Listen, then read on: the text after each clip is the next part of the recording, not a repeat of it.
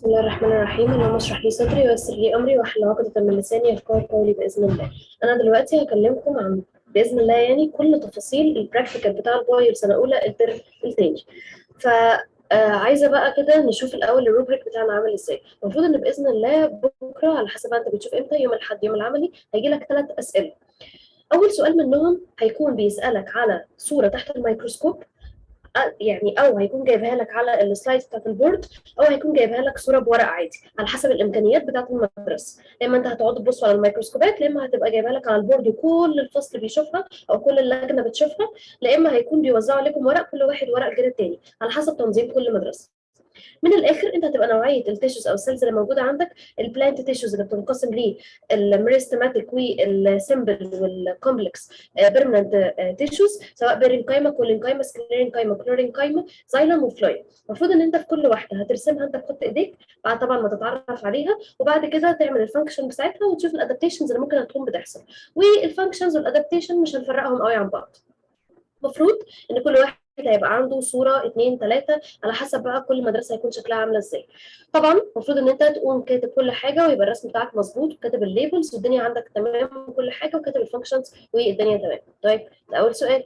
تاني سؤال، المفروض ان انت تكون في حاجه تقريبا اول مره تتعمل في المدرسه، تجربه الكروماتوجرافي. الكروماتوجرافي يعني دي زي اكسبيرمنت كده، انا هشرح لكم كل حاجه بالتفصيل بس بعرفكم الامتحان يجي ازاي.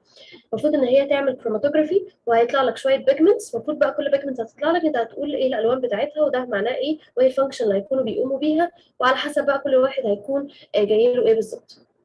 ثالث سؤال هيكون ليه علاقه بالايكولوجي، ان انت المفروض ان انت تعمل الفود ويب بشكل كويس، تريليت الاورجانيزمز ببعض. فحدش بقى يقول انا ممكن انسى خط، انا ممكن يكون في كائن بيتغذى على 3 حاجات، انا عملت ان هو بيتغذى على حاجتين بس ونسيت اعمل الثالثه. مش مهم، النظام مش بيتحسب بالشكل ده. الفكره ان انت تكون رابط الكائنات كلها ببعض على الاقل بخط واحد، وممكن يكون في اكتر من ارتباطات من كده ما بينهم، بس انت مش لازم تكون عارف كل الحاجه اللي في الدنيا. بعد كده هيكون بيسالك سؤال على الدرجه بتاعت التروفيك ليفل بتاعتهم. هل هم اوتوتروف ولا هل هم هيبقوا كارنيفورز اومنيفورز، هل هم هيبقوا بروديوسرز ولا كونسيومر، هل هم سكندري كونسيومر ولا تيرشري ولا برايمري. الدنيا بقى هتبقى الاسئله فيها بالشكل ده. تمام، تعالوا بقى كده. انت دلوقتي لازم تكون فاكر المكونات بتاعت الميكروسكوب كويس قوي. المكونات بتاعت الميكروسكوب ده، الميكروسكوب في الجانب اللي انت بتتعامل بيه في المدرسه، هو ده بيكون الشكل بتاعه، وبيكون عنده 2 اوكيولار لينس و4 اوبجكتيف لينس. واحده واحده بقى عشان المكونات بتاعت الميكروسكوب بتبقى مهمه. انت دلوقتي داخل المعمل، المفروض قدامك الميكروسكوب ده تبقى انت فاميليار بالليبلز بتاعته او بالحاجات اللي هي موجوده فيه. ليه؟ انت وانت شغال في العملي احيانا في مدرس كده بيعدي عليك في وسط ما انت بتشتغل، بيحب يديلك كده ايه سؤال مفاجئ. هو ايه ده؟ هو انت بتعمل ايه؟ هو انت ليه عملت كده ما عملتش كده؟ طب قول لي كده دي اسمها ايه؟ طب قول لي كده الوظيفه بتاعتها. الكلام ده ممكن ما يكونش بيحصل ساعه الكورونا علشان يعني الاختلاط والكلام ده كله، بس هو قبل الكورونا كان بيحصل، والمنطقي ان طالما خلاص ظروف الكورونا خلصت ان الكلام ده يرجع تاني يحصل. ان مدرس بشكل مفاجئ كده يسالك وهو بيراقب، يتاكد ان انت الدنيا عندك تمام، يتاكد انك فاهم كل حاجه وان الدنيا مظبوطه. طيب تعالى كده نتعرف على الليبلز بتاعت الميكروسكوب. اول حاجه انت عندك من فوق الحاجه اللي انت بتحط عليها عينيك. الحاجه اللي انت بتحط عليها عينيك، فالعين الاسم اللاتيني بتاعها اوكيلر، فدي بيبقى اسمها العدسه بتاعت الاوكيلر اللي هي اوكيلر لينس. كل الحاجات مكتوبه، ما تحاولش ان انت تكتب، انا بس ايه بشاور لك عليهم الاول هنا عشان تبقى انت عارفهم. فانت عندك 2 اوكيولار لينس. طب هو ال2 اوكيولار لينس دول بيكبروا بمقدار قد ايه؟ الماجنيفيكيشن بتاعهم بمقدار قد ايه؟ بمقدار 10. تمام. طيب ودي اسمها ايه؟ دي تعتبر اللي هي النك او الهيد بمعنى اصح، دي تعتبر الهيد. الهيد علشان هي الراس اللي موجود جواها العينين. طيب بعدين بعد كده بيكون عندنا النوز او المناخير. النوز بتاعت الميكروسكوب دي بيكون متركب فيها 4 اوبجكتيف لينس. ال4 اوبجكتيف لينس دول هو بنسميهم اوبجكتيف لينس عشان هما بيكونوا متوجهين ناحيه الاوبجكت، ناحيه الحاجه اللي انت هتحطها على الميكروسكوب. فال4 اوبجكتيف لينس دول هو بيكون حواليهم شرايط. شريطه لونها احمر، شريطه لونها اصفر، شريطه لونها ازرق، وشريطه لونها ابيض. وهم يعني مختلفين في الماجنيفيكيشن باور بتاعهم. بالنسبه للشريطه اللي لونها احمر فبيكون مقدار التكبير بتاعها 4. بنقول 4 اكس اللي هو 4 مرات يعني. والشريطه اللي لونها اصفر المفروض ان هي بتكبر 10 مرات. لو انت نسيت الرقم ده فهو بيكون مكتوب هنا.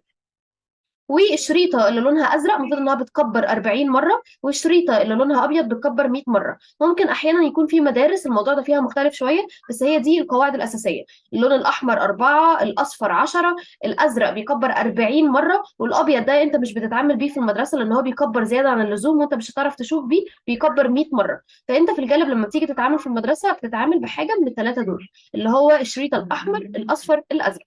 تمام. فانت بتشتغل بيهم ازاي؟ عندك المناخير اللي فوق دي، المفروض ان انا بتكلم بسرعه عشان المفروض ان الكلام ده انت بس تبقى فاميليار بيه، مش هيجي يسالك عليه بشكل مباشر. وفي نفس الوقت المفروض ان انت اشتغلت قبل كده في الميكروسكوب.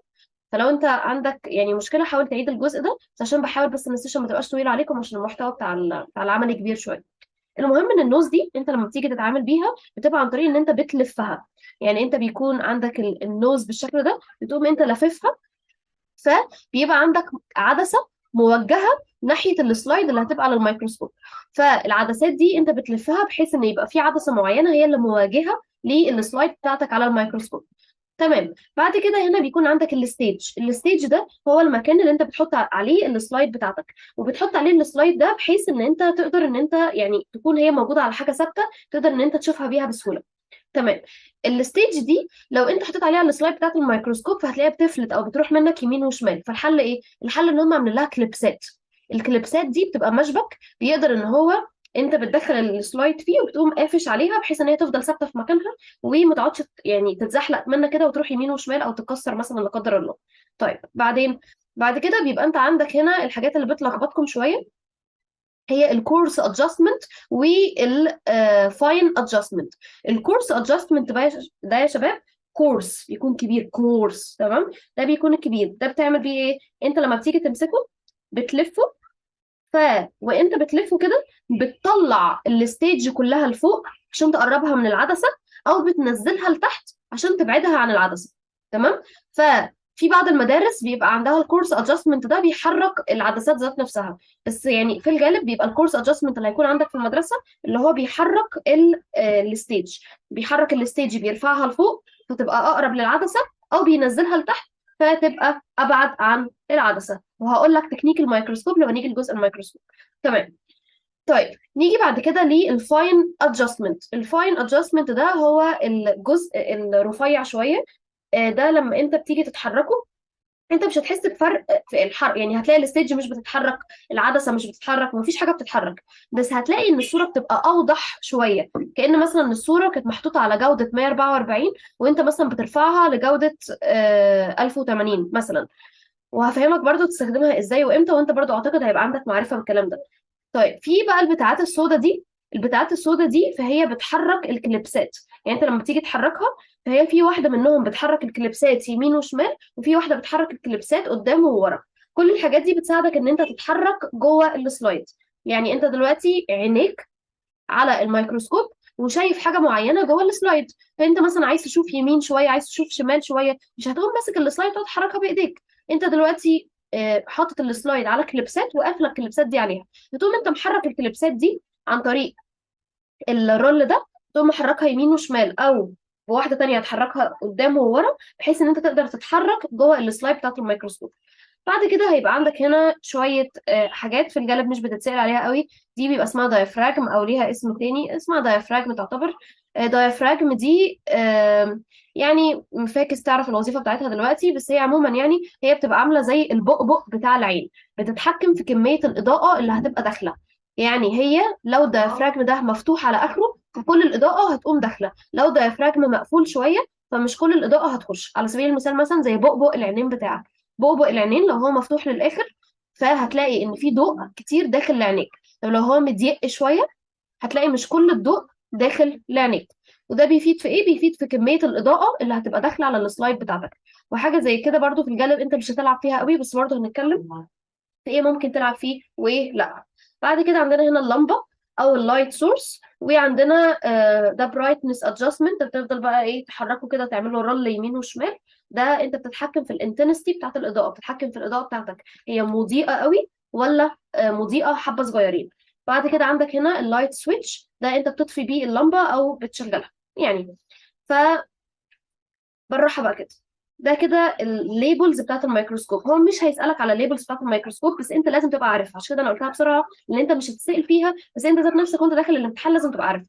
على الاقل يا سيدي، على الاقل تبقى عارف الاوكيولار لينس. انا هقول لك الاساسيات اللي تبقى عارفها عشان برضه ما تتلخبطش. تبقى عارف الاوكيولار لينس، وان التكبير بتاعها 10 ده رقم ثابت.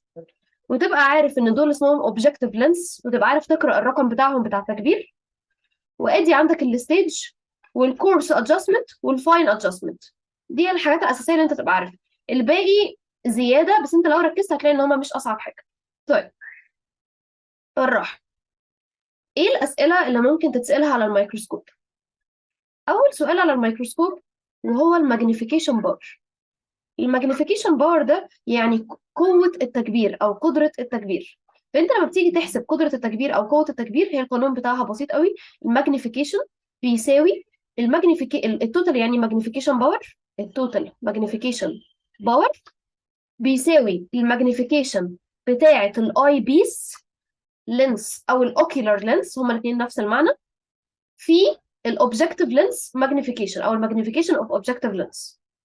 فلنفترض ان انت دلوقتي عارف ان الاي بيس بيبقى التكبير بتاعها 10، والاوبجكتيف لينس هو هيديلك ان التكبير بتاعها مثلا 4 40 اي حاجه، او هيقول لك ان انت شغال على الشريطه الحمراء، على الشريطه الزرقاء، على الشريطه الصفراء، على حسب. عشان كده احنا ايه سايبه لكم دي هنا بحيث ان انت تبقى عارف كل واحده منهم التكبير بتاعها ايه. ويقول لك التوتال ماجنيفيكيشن باور بكام. تمام. فانت ساعتها هتعمل ايه؟ اول حاجه لازم تكتب القانون ده عليه درجه. بعد ما بتكتب القانون خليك واضح، تقوم معوض، والتعويض بتاعك ده هيقوم مطلع لك ناتج نهائي. فخلي بالك ان الناتج النهائي تعتبر اليونت بتاعتك هي بتكون اكس. تمام. هل السؤال دايما بيجي بالبساطة او بالتفاهة دي؟ لا، احيانا السؤال بيجي ازاي؟ احيانا السؤال بيقول لك ان التوتال ماجنيفيكيشن باور مثلا ب 1500، ويقول لك ان انا شغال على اوبجكتيف لينس البيضة. فتبقى انت فاهم ان البيضة دي اللي هي التكبير بتاعها 100. فاحسب لي الاي بيس لينس ماجنيفيكيشن. فهتبقى لما انت تيجي تحسبها، قانون برضو هتكتبه، تلاقيها ب 15. تيجي انت في وسط الامتحان تقول لا ده غلط، لا انا المفروض عارف ان الرقم ده ب 10، لا ده المفروض الرقم ثابت. لا، عادي، ممكن هو يعمل تغيير في الارقام ده من باب ان هو يوترك ويجيب لك حاجه خارجه عن المألوف بالنسبه لك. ده عادي جدا. يعني مش شرط ان الاي بيس تطلع بس دايما ب 10، ممكن يجيبها لك برقم تاني. طب لو هو ما جابليش اي معلومه عن الاي بيس، يعني هو دلوقتي قال لي احسب لي التوتال ماجنيفيكيشن، وقال لك الاوبجكتيف لينس مثلا اللي هي لونها احمر، فانت هتبقى عارف ان هي ده التكبير بتاعها 4x، وما جابلكش اي معلومه عن الاي بيس. طب طالما ما جابليش اي معلومه عنها، فانا هتعامل على الستاندرد اللي هو كام؟ اللي هو 10. فانت كده عندك حاله من الاثنين: لا الدنيا هتمشي لايلو لايلو العادي، ان هي الاي بيس هو ما يجيبلكش عنها معلومه، فانت هعرف انها ب 10x، او لو هو طيب قوي هيقول لك ان هي التكبير بتاعها ب 10، والاوبجكتيف لينس يقول لك ان التكبير بتاعها ب 4 ب 5 ب 50 باي حاجه. والتوتال ماجنيفيكيشن باور بكام؟ ممكن السؤال يبقى فيه حاجه رخمه ان هو ما يجيبلكش الاوبجكتيف لينس ماجنيفيكيشن بكام، ويقول لك اللون بتاع الشريطه احمر او ازرق او ابيض او اصفر. فانت حاول تبقى حافظ كل واحده منهم الماجنيفيكيشن بتاعها كام. تالت تركه ممكن يعملها او تاني تركه، ان هو يجيب لك التوتال ماجنيفيكيشن باور، ويجيب لك الاوبجكتيف لينس مثلا، وما يجيبلكش ويقول لك احسب لي الاي بيس. او ممكن العكس، ممكن يجيب لك الاي بيس ويقول لك احسب لي الاوبجكتيف لينس، بس هي الفكره ان هو يكون جايب لك هو الماجنيفيكيشن. فانت هتبقى يعني كاتب القانون وحافظه وكل حاجه، بس انت بدل ما هتضرب هتقسم. دي حاجه تافهه بس احيانا بتلخبط ناس. اول حاجه خالص المفروض ان اول سؤال ليه علاقه ب LO9 و10، او LO9 بشكل خاص. فانت في البدايه لازم تبقى فاكر ان البلانت تيشوز هما بيتقسموا لميرستماتيك تيشو وبيرمننت تيشو، او ميرستماتيك سيلز وبيرمننت تيشو. المفروض ان الميرستماتيك تيشو دي اللي هي الابيكال ميرستم، الانتركالري ميرستم، اللاترال ميرستم. والبيرمننت تيشو بتتقسم لسمبل وكومبلكس. السمبل اللي هي بيرنكايما وكولينكايما سكليرنكايما، والبيرنكايما في تقسيمه منها بتنقسم ل ايرنكايما وكلورينكايما جايه من كلوروفيل. والكومبلكس بيرمننت تيشو بتتقسم لزايلم وفلايم. تمام. في تقسيمه ثانيه كانت بتبقى بناء على الترتيب بتاعهم في البلانت، عامله كده زي الجلد الخارجي والاعضاء ومثلا الدم. هما بقى عاملين نفس التقسيمه بالظبط. الجلد الخارجي بتاع النبات اللي هو الايبيديرمال، الايبيديرمال اللي هو طبقه الجلد الخارجي ده اللي بيكون البيرينكايما سيلز. الجراوند اللي هو بيكون خليط ما بين البيرينكايما والكولينكايما، وعندك جوه خالص اللي هو في الجراوند تيشو، سوري، في الفاسكولار تيشوز بيكون الزايلم والفلايم. يبقى أنا مش فاهم، انا عندي دلوقتي الطبقه الخارجيه خالص من البلانت اللي هي بتكون بتحوطه من بره، دي بتكون بيرينكايم، فدي بنسميها ايبيديرمال تيشو. عندنا اللي في النص اللي هي ما بين الفاسكولار وما بين الابيديرمال دي بنسميها جراوند. فالجراوند بتبقى خلطه ما بين الكولينكايما سيلز والبيرينكايما سيلز. طب جوه خالص، جوه خالص دي زي الاوعيه الدمويه بتاعتنا، بيكون خلطه من الزايلم والفلويد. تمام. حلو. يبقى احنا كده عندنا تقسيمتين بتبقى بناء على الفانكشن والستراكشر، هي التقسيمه دي، وبناء على المكان بتاعهم هي تقسيمه الابيديرمال والجراوند والفاسكولار. تمام. التقسيمه بقى اللي مجمعه كل الكلام اللي احنا كنا لسه بنقوله. تمام.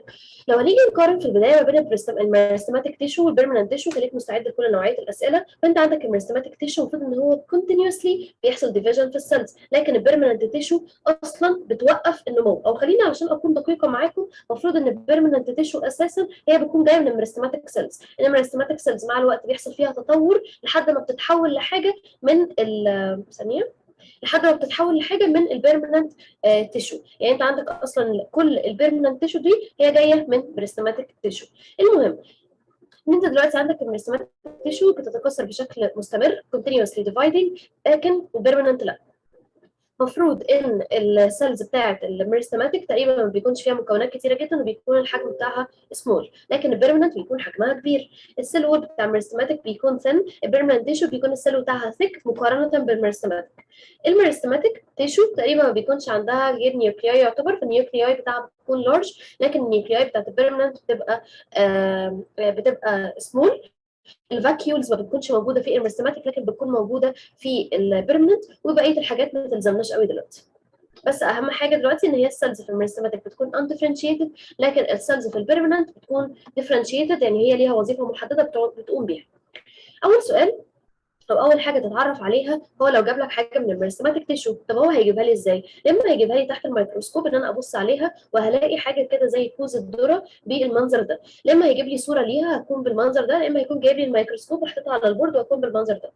لما هيجيبها لي في صوره كارد ان هو يكون جايب لك ورق بيتوزع عليك وبرده هتكون بالمنظر ده.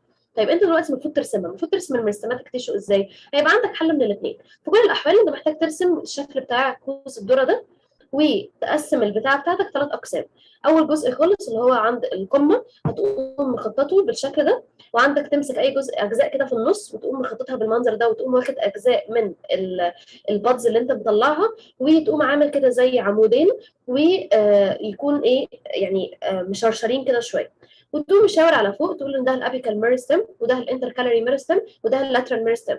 في مدارس ثانيه ممكن تكون فرض عليكم، انا بس عايزه انبه ان كل مدرسه بتكون فرضه شويه حاجات على الطلبه بتوعها ان هم يرسموها، او هي بتكون بتصحح بكريتيريا مختلفه عن المدرسه الثانيه. فمحدش مثلا يقول مدرستي قالت كذا يبقى انت غلط او العكس، لا، كله صح على حسب اللي مدرسته عايزاه. فانت عندك دلوقتي اللي هي زي كوز الذره دي، ممكن تقوم انت عامل جواها تقسيمه ثانيه وتملى الحته دي كلها سيلز صغنططه خالص صغنططه خالص صغنططه خالص. انا ضد دي شويه لانها تضيع وقت، بس لو هي مدرستك فرض عليك كده، فانت ممكن تعمل بس حبه مثلا لحد هنا، والباقي هو هيبقى مفهوم ان هو نفس الحاجه. تمام؟ يعني ما تقعدش تضيع وقتك وانت بتزين البتاع. اوكي.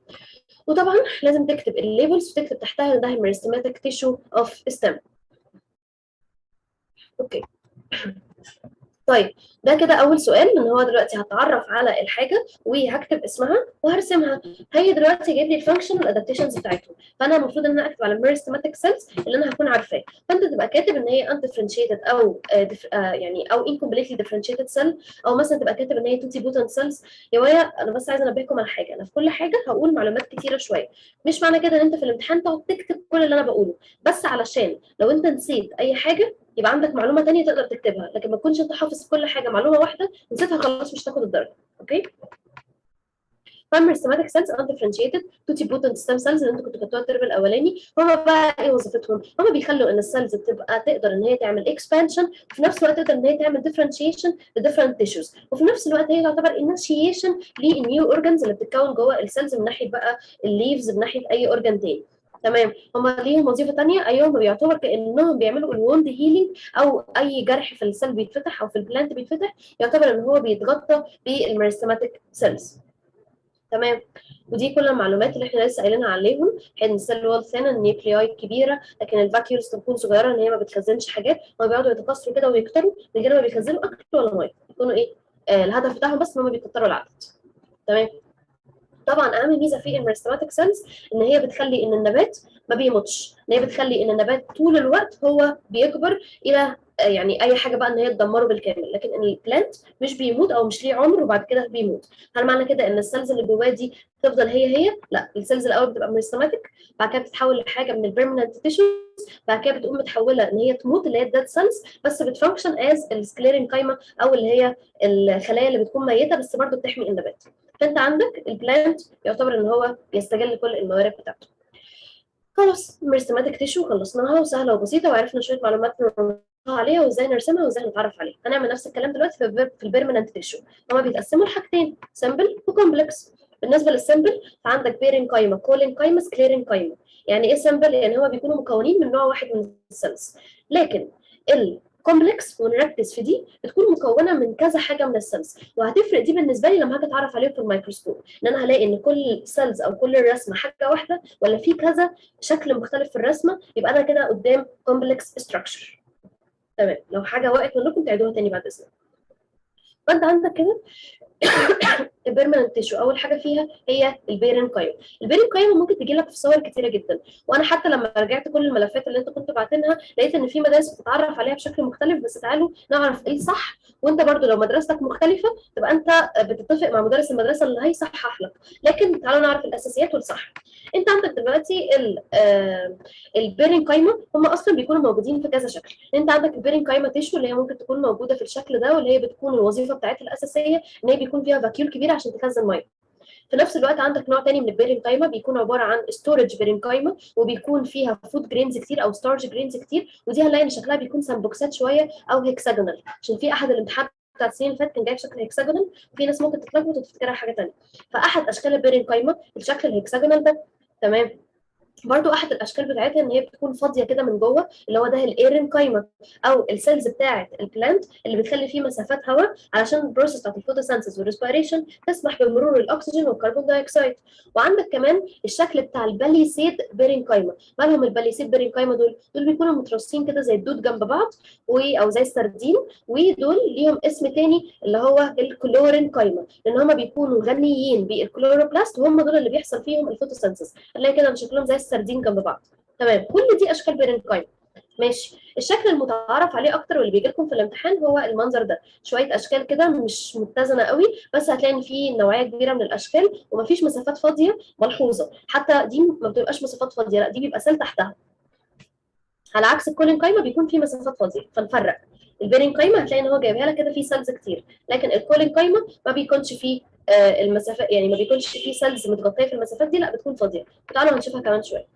نركز بقى في البيرين قايمه ده كده اول شكل هو جايبها لك فيها، او ممكن يجيبها لك في الميكروسكوب، بس طبعا يعني ما اعتقدش ان هو في الميكروسكوب هيجيبها لك وهيجيبها لك كده، لان انت عندك هنا في نوعيات كتيره من السيل، فالمفروض على الاقل يبقى مشاور لك، يبقى قايل لك اي علامه ان انت عندك هنا في كذا نوع من انواع السيلز، فهو المفروض ينبهك انت او هو يعني عايز انهي نوع. بس طالما هو جايبها لك بالمنظر ده، ففي الجانب هتلاقي ان نسبه اكتر من 70% من السيل بتاعتك او السلايد بتاعت الميكروسكوب بتاعتك فيها السيلز اللي بالشكل ده، فانت تتوقع ان هو يقصد بيها البيرنج قايمه. مثلا مش جايب لك دي لوحدها، مثلا مش جايب لك دي لوحدها، لا هو مركز لك على دي بس، او دي اللي غالبه على السلايد، فانت تفهم ان هو كده يقصد ان هو دي بيرنج قايمه سيلز. طبعا برضو ايه لو تتاكد من المدرس بتاعك اثناء الامتحان حتى، يعني ايه يبقى افضل علشان منعا لاي شك. بس لو هو رخم او مش راضي او هو يعني ملتزم بالقواعد بتاعت اللجنه، خلاص خليك في ان انت تضمن الحاجه اللي منتشره في السلايد.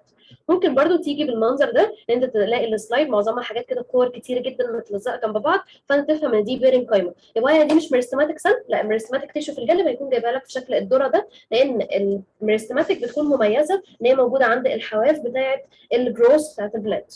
تمام.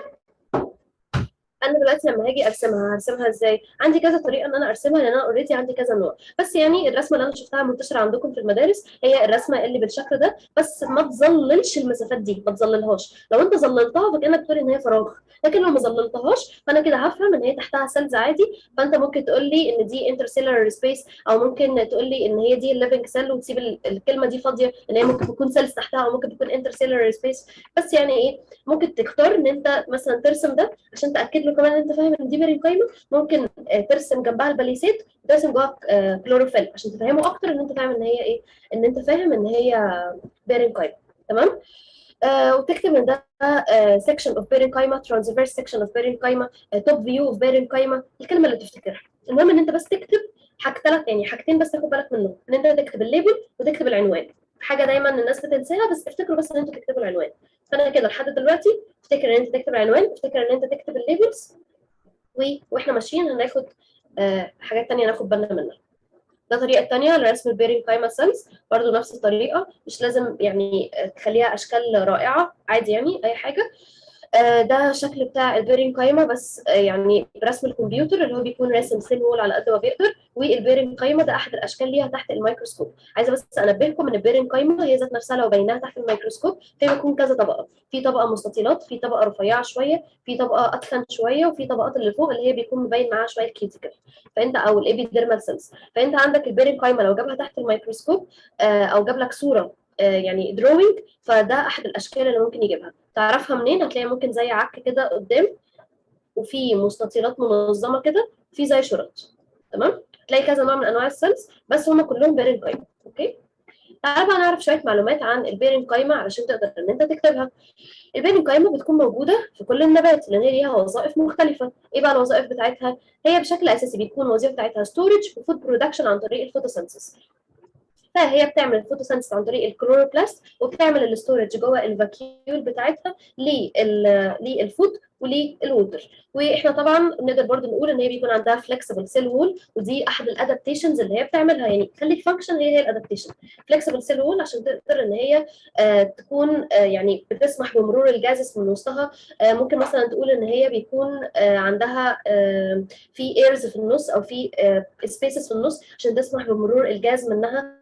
ممكن تقول ان هي بتكون فيها كميه كبيره من الكلوروبلاست، وممكن ان هي تزود عددهم في حاله ان هو مثلا عايز تفرز كميه او عايز تطلع كميه اكبر من الجلوكوز. تقدر بقى ان انت تتصرف طالما انت فاهم الدنيا بتبقى ماشيه ازاي. وطبعا احد انواع اهم الادابتيشنز هي الفاكيول، ان هي بتكون كبيره جدا في البيرنكايما سيلز بالذات عشان يقدروا يعملوا ستورج لكميه كبيره من الاكل او الميه. خلصنا كده البيرنكايما والميرستماتيك. هنخش لتاني نوع من السامبل بيرمننت تيشو، الا وهو الكلورينكايما. المفروض نعرف ايه عن الكلورينكايما؟ نفس الكلام. سوري، الكلورينكايما اللي انا كنت عايزه اقول عليها ان هي تبع البيرنكايما. لو هو قال لك يعني، بس عايزه افرق لكم في حاجه، في حاجه اسمها كلورينكايما وفي حاجه اسمها كولينكايما. الكلورينكايما جايه كده، افتكروها كلور، جايه كده من كلوروفيل. فهو اول ما تشوف كلور ما تلخبطش ما بين كول. كلور وكول، كلورينكايما. الكلورينكايما دي المفروض ان هي احد السب تايبس من البيرنكايما سيلز. مالها بقى؟ المفروض ان هي بتكون فيها نسبه كبيره من الكلوروبلاستس، علشان دي تعتبر الباليسيد سيلز اللي بتعمل الفوتوسينثيس. فهو لو جاب لك الاستراكشر بتاعها يعني وعايزك تحدد، ممكن تقول له بيرنكايما سيلز وما بين قوسين مثلا كلورينكايما. ولو كلامك على الفانكشنز فانت تكون مركز اكتر على عمليات الفوتوسينثيس، ما تبقاش مركز على الفانكشنز بتاعت بقيه البيرنكايما. ما اعتقدش ان هو هيركز معاكم للدرجه دي، بس برضو ايه، نستعد يعني يعني على اهبه الاستعداد عشان اي سؤال يجي لك تبقى انت عارف تتصرف معاه. تمام. فكده الكلورينكايما احد السب تايبس من البيرنكايما. نيجي بقى لتاني سامبل تايب من البيرمننت تيشو، الا وهو كولينكايما. مالها بقى الكولينكايما؟ الكولينكايما في الغالب انت هتكون ملاحظ جدا ان هو في مسافات، يعني في سبيسز، وهو بيكون شكلهم شويه عامل زي الاحجار. ده احد الاشكال بتاعتها، تحس ان انت حتى شايف 3 دايمنشنز بتاعتها احجار. ده شكل تاني حقيقي ليها، واصلا ده المفروض ان هي الصوره الابيض والاسود من ده، ده هي دي المفروض يعني. فهي دي برضو هتلاقي ان هي مسافات كبيره جدا، ويعني وفي نفس الوقت هم عاملين زي الاحجار. ده برضو شكل تاني اللي هو لما بيحبوا يرسموها بيقوموا عاملين مسافات سودا كده بالمنظر ده عشان يفهمك ان ده كل القايمه. المفروض بقى الرسم بتاع كل قايمه الحقيقي المعقد ان هو يترسم بالشكل ده، ان انت تبين ان في سكند سيل وول، وان انت تبين ان في توصيلات ما بينهم، وان انت تبين ان في فاكيول في النص. بس انا اللي شفته في كل المدارس ان ما فيش حد تقريبا نبه ان الرسم يكون بالمنظر ده. فانت هترسم بقى في الشكل الطبيعي ان انت تقوم راسم شويه حاجات كده وحاطط مسافات سوداء ما بينهم عشان تفهمه ان انت قصدك على كلورين قايمه سيلز. انا مش عارفه ممكن يكون في حد من المدارس فاهم ان ده بيرين قايمه ولا لا، بس انا يعني قعدت اراجع كتير قوي في الموضوع ده عشان اتاكد انتوا فاهمين ايه او المدارس بتاعتكم قالت لكم ايه. فالكولين قايمه حجمها شويه بيكون اصغر من البيرين قايمه، وكمان ما بيكونش مرسوم المسافات السوداء دي ما بينهم. ده اونلاين وفي اي كتاب ما بيرسمش البيرين قايمه كده. فلو في اي مدرسه رسمت البيرين قايمه كده فيعني يا ريت تبلغوا بعض. بس هي المفروض ده كده الرسم بتاع الكولين قايمه اللي هو بيكون فيه مسافات سوداء كده واضحه انت حطيتها في النص. تمام. وبتبين ان هما كانهم متصلين ببعض. تمام. الكولين قايمه بيكون ليها شكل تاني، ممكن برضو يجيبها لك تحت الميكروسكوب وهي سكند سيل وول بالمنظر ده، بس في نفس الوقت هم كتير كده زي ما انت شايف. ممكن يجيبها لك سايد فيو بالمنظر ده. ادي دلوقتي في توصيلات وفي تعريجات وفي حاجات، بس هم يعني نفس النوع. ودي احد الاسئله اللي جت قبل كده في امتحانات يعني احد السنين. فيا ريت ان انتوا تركزوا على الفيوز من كل الحاجات، السايد والطب والرسمه والميكروسكوب وكله. فده برضو شكل تاني للكولين قايمه زي ما انتم شايفين في سكند سيل وول وفي نفس الوقت مسافات يعني هي مش ظاهره بس انا قصدي يعني ان هو في فراغات كبيره في الجو. فده سايد فيو وده توب فيو. تعالوا بقى نتعرف شويه على الكولين قايمه. المفروض ان الكولين قايمه هي بتكون سترونج وفلكسبل، وده علشان الوظيفه بتاعتها اللي هي ايه؟ اللي هي المفروض ان هي يكون عندها بتعمل هي المفروض بتعمل سبورت للبلانت. بس انا عايزه اجيب لكم الكلمه. اوكي. الوولز بتاعت كولين قايمه بتقدر ان هي تعمل ستريتش لما النبات بيكبر، وفي نفس الوقت هي بتبروفايد سترينث وسبورت للبلانت، وبيكون شكلهم عامل زي تيوب لايك سترينث او سلندرز، وادينا اهو شايفين فعلا الكلام ده علشان يقدروا ان هم يسبورت السراوندنج تيشو ويحموهم من اي حاجه. فانت دلوقتي تقدر تقول ان الادابتيشنز بتاعت الكلام ده ان هي بيكون عندها uneven thick cell wall، يعني السيل وول بتاعها بيكون thick بس مش في كل الحتت زي بعض، وده بيساعد في امتصاص اي فورس حصلت عليهم. وفي نفس الوقت بيعملوا stretching اثناء ما السيل بتعمل جروينج علشان يقدروا ان هم يسبورت البلانت ويدوا له سترينث. تمام. ثالث نوع من السامبل بيرمننت تيشو هو السكليرين قايمه. المفروض ان السكليرين قايمه زي ما انتم شايفين بيكون السيل وول بتاعها تخين زياده عن اللزوم، ده احد الاشكال بتاعتها. بس يعني هو لو عايز يكون الامتحان بشكل احسن هيجيبها لك في التو تايبس بتوع السكليرين قايمه اللي هم الفايبرز والسكليرايتس. بس طبعا الدنيا مش جنه، فانت برضه تبقى حافظ ان ده احد الاشكال. وبرضه المدرسه بتاعتك المفروض ان هي هتكون باعته لك صور بتقول لك انا هجيب منها. مش كل المدارس بيكون عندها نفس الريسورسز. في مدرسه مثلا بتصور الميكروسكوبات بتاعتها وبتعرضها على السلايدز، في السلايدز بتاعت البورد. في مدارس ثانيه بتمشي بشكل ثاني. فانت برضه انا بحاول اجيب لكم على قد ما اقدر كل الحاجات، بس انت شوف المدرسه بتاعتك جايبه ايه. تمام. ده كده احد الاشكال السكليرين قايمه لو هو جايبها لك مرسومه او بابيض واسود. وده احد الاشكال الثانيه لو هو جاب لك الفايبرز والسكليرايتس اللي هم دي السب تايبس بتوع السكليرين قايمه تيشو. والفايبرز لو هو طلب مننا ان احنا نرسمها فالمفروض ان الفايبرز مش لازم تعملها بالشكل ده، يعني ممكن ان انت ايه يعني كده، بعد كده كده كده، بعد كده كده تعمل بقى كل واحده ايه يعني تكمل بقى كل ايه واحده من دول. مش لازم يعني تبقى الرسمه انضف حاجه، يعني المهم ان انت بس ايه تحاول على قد ما تقدر تكون مبين له ان انت فاهم ويكون عندك الليبلز. ممكن تبين ان دي الباتس اللي هي الفتحات، دي اليومن اللي هو البتاع الداخلي، وده الثيك سيل وول. طب لو طلب مني سكلرايت هتقوم راسم ويل او ترسم دايره وراسم في النص دايره اصغر منها وتقعد تعمل شويه تعريجات كده شبه الدلتا، تعريجات شبه الدلتا، تعريجات شبه الدلتا. وفي الاخر بقى تيجي تكملها باي شكل من الاشكال بحيث ان انت ايه تبين له ان انت فاهم. انا بس مش بعرف ارسم قوي على اللاب، بس انت بس تفهم انت الرسمه بتاعتك هتبتديها ازاي. في ناس تانية بتعمل حركه احسن، يعني عشان لو حد يعني حابب ان هو يرسم كويس، فان انت بتعمل زي شرطتين كده وبعد كده بتقوم مكمل حبه كده وبعد كده تقوم عامل كده. شوكه يعني، تقوم بقى عامل الكلام ده كذا مره لحد ما ايه تكمل الشكل. لو ما عندكش وقت قوي يبقى ارسم دي، بس يعني ايه الافضل طبعا ان انت تعمل المنظر اللي فوق ده. لو انت عايز ترسم السكليرايتس برضه هيبقى نفس الفكره، في اليومن في النص وبقيه الحاجات مش لازم قوي، بس طبعا وضح له ان دي الثيك سيل وول. تمام. ايه تاني؟ ده كده شكل تاني للسكليرين قايمه. يا بايا هو انت مش من شويه لسه جايبانا ان دي بيرن قايمه؟ لا دي بيرن قايمه.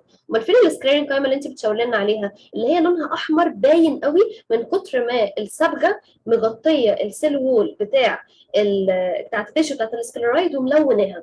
هتلاقوا ان هو الجزء الاحمر ده سكليرين قايمه، الجزء الاحمر ده سكليرين قايمه، لو ان هو بيكون تقيل في اللون.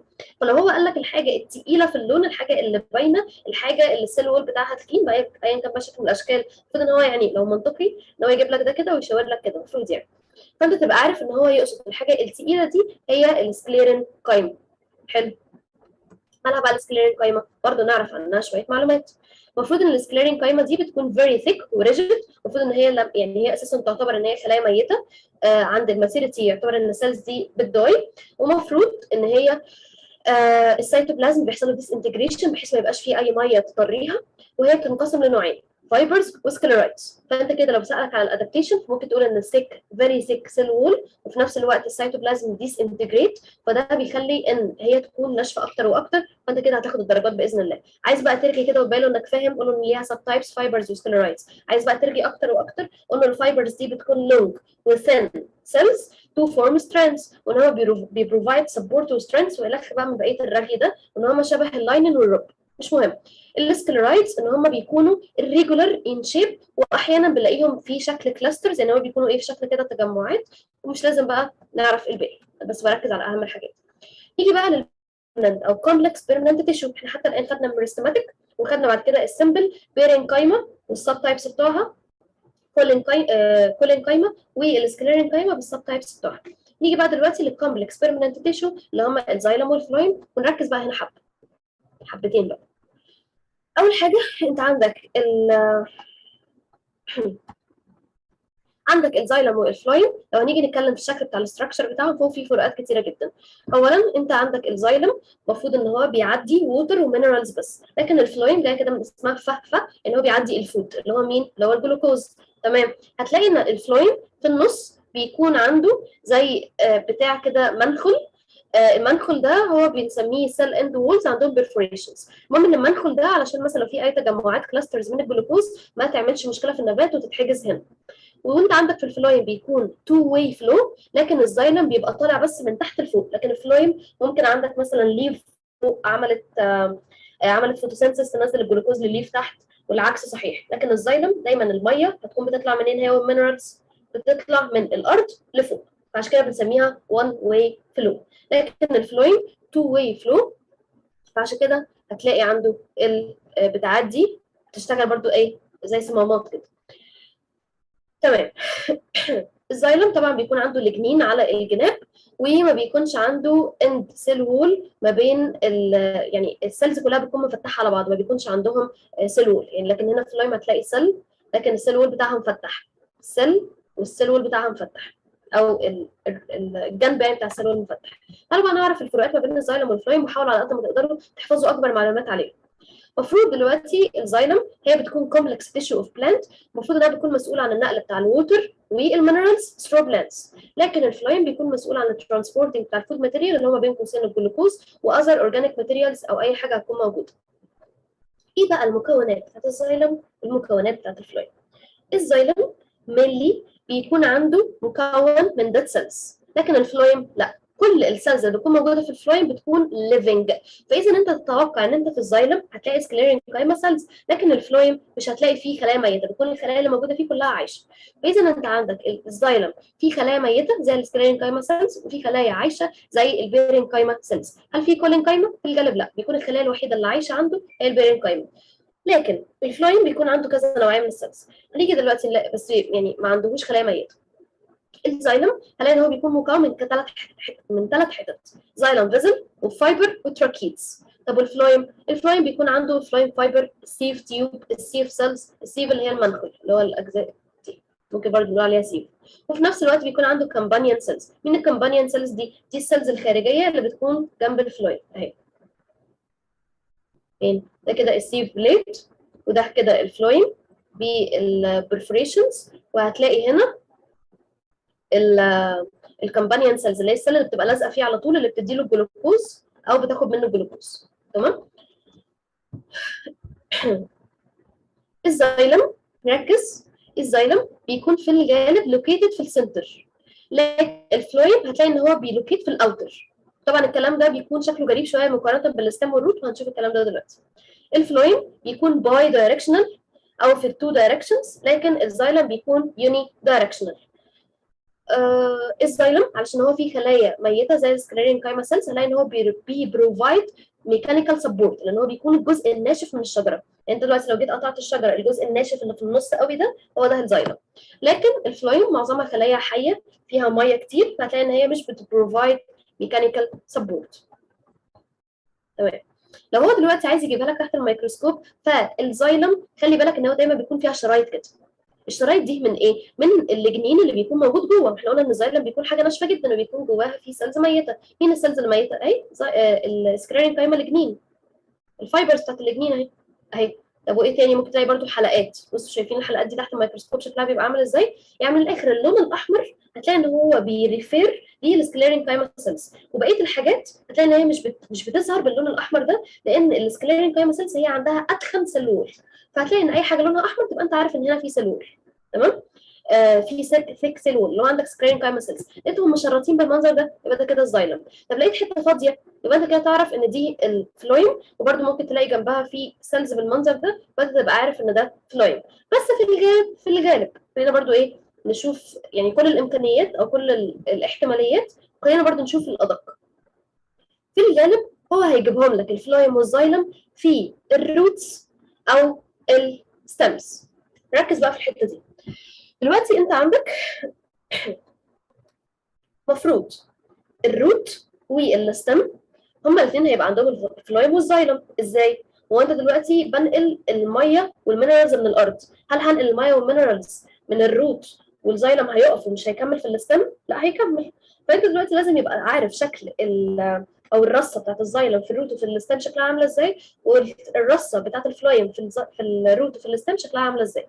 بس الفكره بقى ان احنا كان عندنا حاجتين اللي هم المونوكوت والدايكوت، بغض النظر عن كل الفروقات اللي ما بينهم، بس احنا نقدر نقول ان الدايكوت اللي هي مثلا مثال على الحاجات اللي بتظهر شكل الخشب، لكن المونوكوت اللي هي بتكون النباتات العاديه اللي موجوده حوالينا. مثلا عندنا ذره طويل شايفين منها الاخضر بس، حشائش اللي هي جراس، اي حاجه ما بتلاقيش فيها منظر الخشب كده تعرف ان هي مونوكوت، لكن اي حاجه ناشفه كده تعرف ان هي دايكوت. تعالى بقى نشوف ده بيأثر في الاستراكشر بتاعهم ازاي. مبدئيا انا عندي الدايكوت روت والمونوكوت روت. الدايكوت روت هتلاقي ان هي بتكون جايبه بعلامه الزائد، او شكل تاني علشان انا بصيت في الامتحانات كان هو جايبها بشكل غريب شويه، ان هو اللي جوه بتكون سيلز اكبر حاجه. يعني مش شرط تكون شكلها زائد بالظبط، لان هي ممكن تكون لسه في مرحله الماتوريشن، بس تبقى انت عارف ان السيلز اللي جوه بتكون اكبر حجم. الشكل الايديال انهم يكونوا عاملين شكل الزائد زي ما انت شايف كده، لكن مش دايما بيكونوا بالتنظيم ده. طيب السيلز اللي جوه وتخينه وكبيره واكبر حاجه دول مين؟ دول الزايلم. طيب هتلاقي الفلويم بقى فين؟ بتلاقي الفلويم اللي هو السيلز اللي لازقه حواليهم على طول. يعني السيلز اللي لازقه حواليهم على طول دي بتبقى الفلويم، اللي هي شايف السيلز اللي هي لونها مختلف شويه وحواليهم على طول، دي كده فلويم. تمام؟ طيب لو احنا بقى الكلام ده فين؟ الكلام ده في الدايكوت روت. فانت تفتكر دلوقتي ان الدايكوت روت بيكون الزايلم فيه كبير وتخين، وده بيسبورت ان هو يكون عنده بيعمل شكل الشجره المليانه الخشب الكبيره اللي ما بتتكسرش باي حاجه. طيب المونوكوت روت، هتلاقي المونوكوت روت هيبقى برضو نفس الفكره. الزايلم مفروض، بس عايزه اجيب لكم حاجه، الزايلم المفروض ان هو هيكون مبين لجوه والفلويم هيبقى لبره، بس هيبقى شكلهم غريب شويه. بس ايه، تعالوا نشوفها هنا عشان تبقى واضحه اكتر بالنسبه لكم. انا عندي المونوكوت روت، هلاقي ان هو متقسم عندي بالمنظر ده، في حتت كده وفي علامات طالعه بالمنظر ده. لو احنا هنا لقيناها هتلاقي ان هي كده، بس هي يعني شكلها يكون غريب شويه، بس هي في النهايه انت عندك حاجه بيضاء حاجه بيضاء حاجه بيضاء كده بالمنظر ده. مين الحاجه البيضاء الكبيره اللي هي اكبر سيلز في المكان؟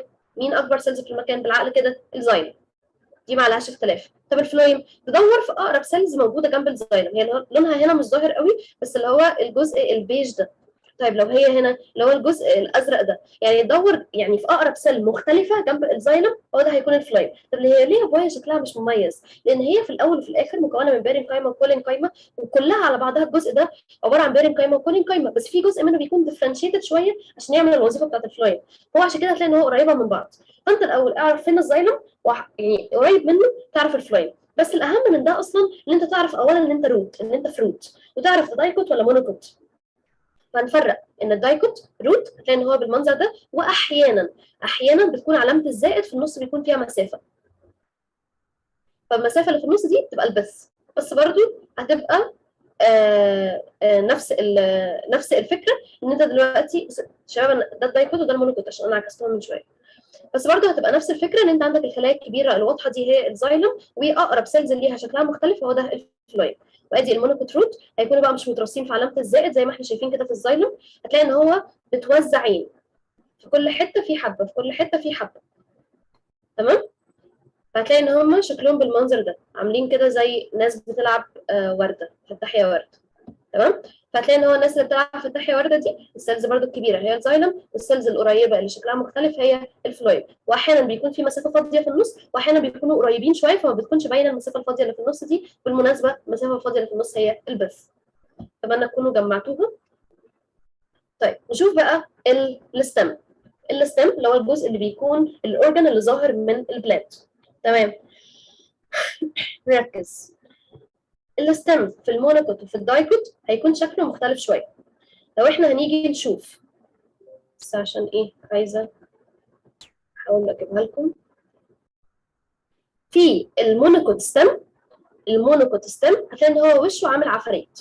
كل ما تشوف عفاريت كده تعرف ان ده مونوكوت ستم. بصوا في عفاريت اهي، يعني ادي عينين وادي مناخير وادي بقه وفي عفريت اهو. تمام؟ طيب ولو انت لقيت منظر ده اللي هو يكون فيه الرصه بالمنظر ده، بس الرصه دي مش حته فيها زايلم وحته فيها فلويم زي ما احنا كنا لسه شايفين في الروت، لا، انت عندك نفس المكان. بس عايزه اجيبها لكم، اهي. نفس البتاعه فيها من جوه زايلم، والجزء اللي بره بيكون فلويم. فين؟ ادي اهو زايلم، في بقى ميتا زايلم بروتو زايلم والكلام ده كله، لا مش مهم كل الكلام دلوقتي، اعرف بس ان ده زايلم. والفلويم هو بيكون الجزء اللي في النص ده. تمام؟ فانت عندك دلوقتي في جزء زايلم وفي جزء فلويم، هما الاثنين موجودين في نفس المكان. طيب وهنا لو انا دلوقتي بتكلم على المونوكوت ستيم هتبقى نفس الفكره. مين السيلز الكبيره؟ السيلز الكبيره هي الزايلم. طيب مين السيلز اللي رفيعه اللي موجوده جنبيها او موجوده حواليها؟ ده الفلويم. طبعا في اشكال مختلفه بس هم يعني ايه كلهم فلويم، بس اي سيل كبيره بالمنظر ده تبقى انت عارف ان هي زايلم. تمام؟ حلو. نفرق بقى تاني كده واحده واحده. عندك روت وعندك ستيم وعندك مونوكوت ودايكوت. نيجي الاول للروت. الروت هتلاقي ان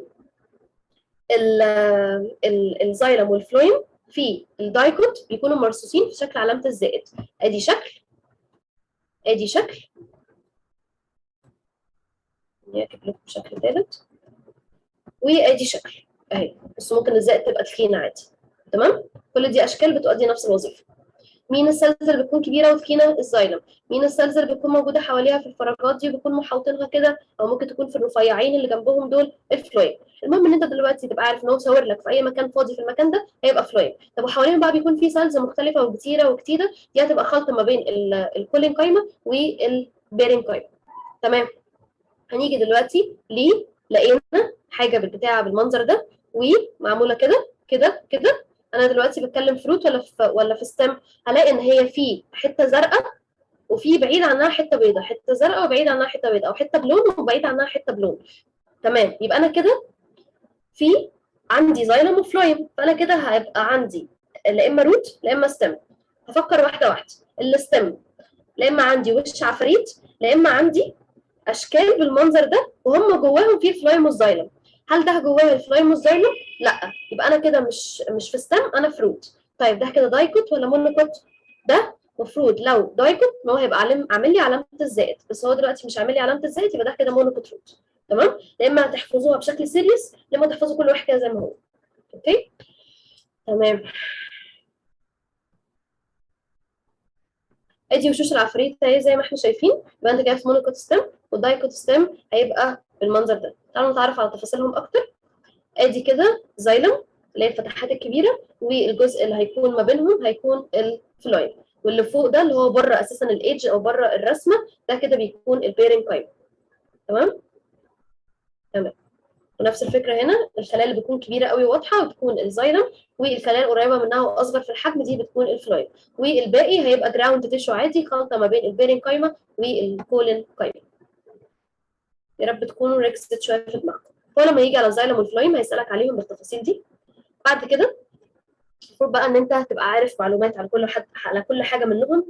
فانت تبقى فاكر ان الزايلم المفروض ان هو بيعمل ترانسبورت المينرالز اند ووتر، والفلويم بيعمل ترانسبورت، وفي الغالب بيجيبوا لنا في شكل كومباريزون. والفلويم بيعمل ترانسبورت الاورجانيك ماتيريال زي الفود، زي مثلا الجلوكوز. الزايلم بيكون موستلي اوف ديد ماتر، وبيكون البيرنكايم هي الحاجه الحيه الوحيده اللي فيه او الحاجه اللايف الوحيده اللي فيه. بيكون فيه 4 تايبس اوف سيلز، عنده تراكيتس وعنده فيزل اليمنتس وعنده فايبرز وعنده بيرنكايم. التراكيز والفيزل اليمنت تقول على كل واحده منهم كلمه. انا مش هقول عشان ما لقيتش سؤال عليها قوي، بس ممكن تقراوها. والفلايم تبقى انت بتقول ان هي عباره عن تيبيولار سيلز، هم جويند اند تو اند. المفروض ان هو بيكون عندها كمبانيان سيلز وعندها سيب سيلز، والكمبانيان سيلز هي النيوكلييتد سيلز اللي بيكون جنبها على طول وبتعمل ترانسبورت من والى الفلايم. والسيف تيوب المفروض ان هي بيكون الجزء اللي يعني معمول من السيل وول وفي شويه من السيتوبلازم علشان بيساعد على الانتقال بتاع الجلوكوز بشكل سليم. وده كده شويه كلام مراجع، لو انتوا لقيتوا وقت تقراوه اقراوه. لقيت وقت ان هو او حسيت ان هو هياكل من دماغك وانت مش تبقى فاكر كل الكلام ده، افتكر بس الكلام الاساسي، والباقي انت هتقدر تجيبه من معلوماتك اللي انت بتذاكرها من اول السنه. وعموما معاكم الباوربوينت لو انتوا عايزين تذاكروا اي حاجه. تمام. ممكن يجيب لي حاجه ثانيه، ممكن يجيب لي الليف ستراكشر. الليف هعرفها ازاي؟ هتلاقي في جزء قلبوز في النص والباقي بيكون رفيع قوي. هعرفها بالشكل ده تحت الميكروسكوب، وهجيب لكم شكلها كمان شويه. طيب هي الليف ستراكشر ممكن يجيبها لي ازاي؟ يجيبها لك بقى ويشاور لك على اي حاجه ويقول لك ايه ده؟ في شويه جمبري كده وسردين مرصوصين جنب بعض وفيهم نقط كتيره سوداء، يبقى دي كده بالي سيل بيرنج قايمه، واللي جواها الاسود ده هو كلوروبلاست. عندك دلوقتي في حاجه بالمنظر ده جواها، وهو طبعا مش متوضحه كلها بس متوضح منها جزء بالمنظر ده، يعني هو كده في زي خيوط. طيب تعالوا نتعرف عليها. لان هنا في مسافات فاضيه، فدي كده هتبقى الايرن قايمه. في سيلز زي ما انتم شايفين فوق كده، فدي هتبقى المفروض البيرن قايمه، بس انا مش لاقيه الكلام بتاعتها، الكلام بتاعها. طيب هلاقي ان في جوه الاوتر ابيديرمال بيكون في حاجه بره خالص، دي بتكون الكيوتيكل، وبيكون فيها حاجات مفتوحه، دي كده الاستوماتا، والاستوماتا بتكون مفتوحه على الايرن قايمه سيلز، او اللي احنا ممكن نسميها ريسبيراتوري كافيتي. ايه تاني يا ولاد؟ ايه تاني عايزه ان انا اقول لكم عليه؟ ماشي. هلاقي طبعا خلايا كبيره هنا وشكلها مميز في الحجم، دي هتطلع ايه؟ دي هتطلع زايلم. في زايلم، ميتا زايلم، يعني اشكال اسماء مختلفه للزايلم، المهم انت تبقى عارف ان اي سيلز حجمها كبير كده وهي دي الزايلم. طيب هدور بقى على اقرب سيلز قريبه منها ويكون شكلها مختلف. اللي حواليها دي كتير وكلهم شبه بعض، فانا هتبقى دي اللي هي عباره عن الفلويد. طيب هي مش واضحه قوي هنا، بس هو انت عندك دلوقتي انت هنا عندك يعني الليف بيكون ده الشكل بتاع الفلويم والزايلم جواه. تمام.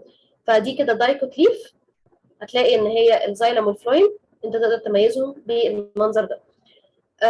ايه تاني؟ في حاجه تانية انا ما قلتش الليبل بتاعها. والكيوتيكال قلنا من بره فوق او من بره تحت، واللي تحت الكيوتيكال على طول هو ده الابر ايبيديرمس اللي هو الجزء الاخضر.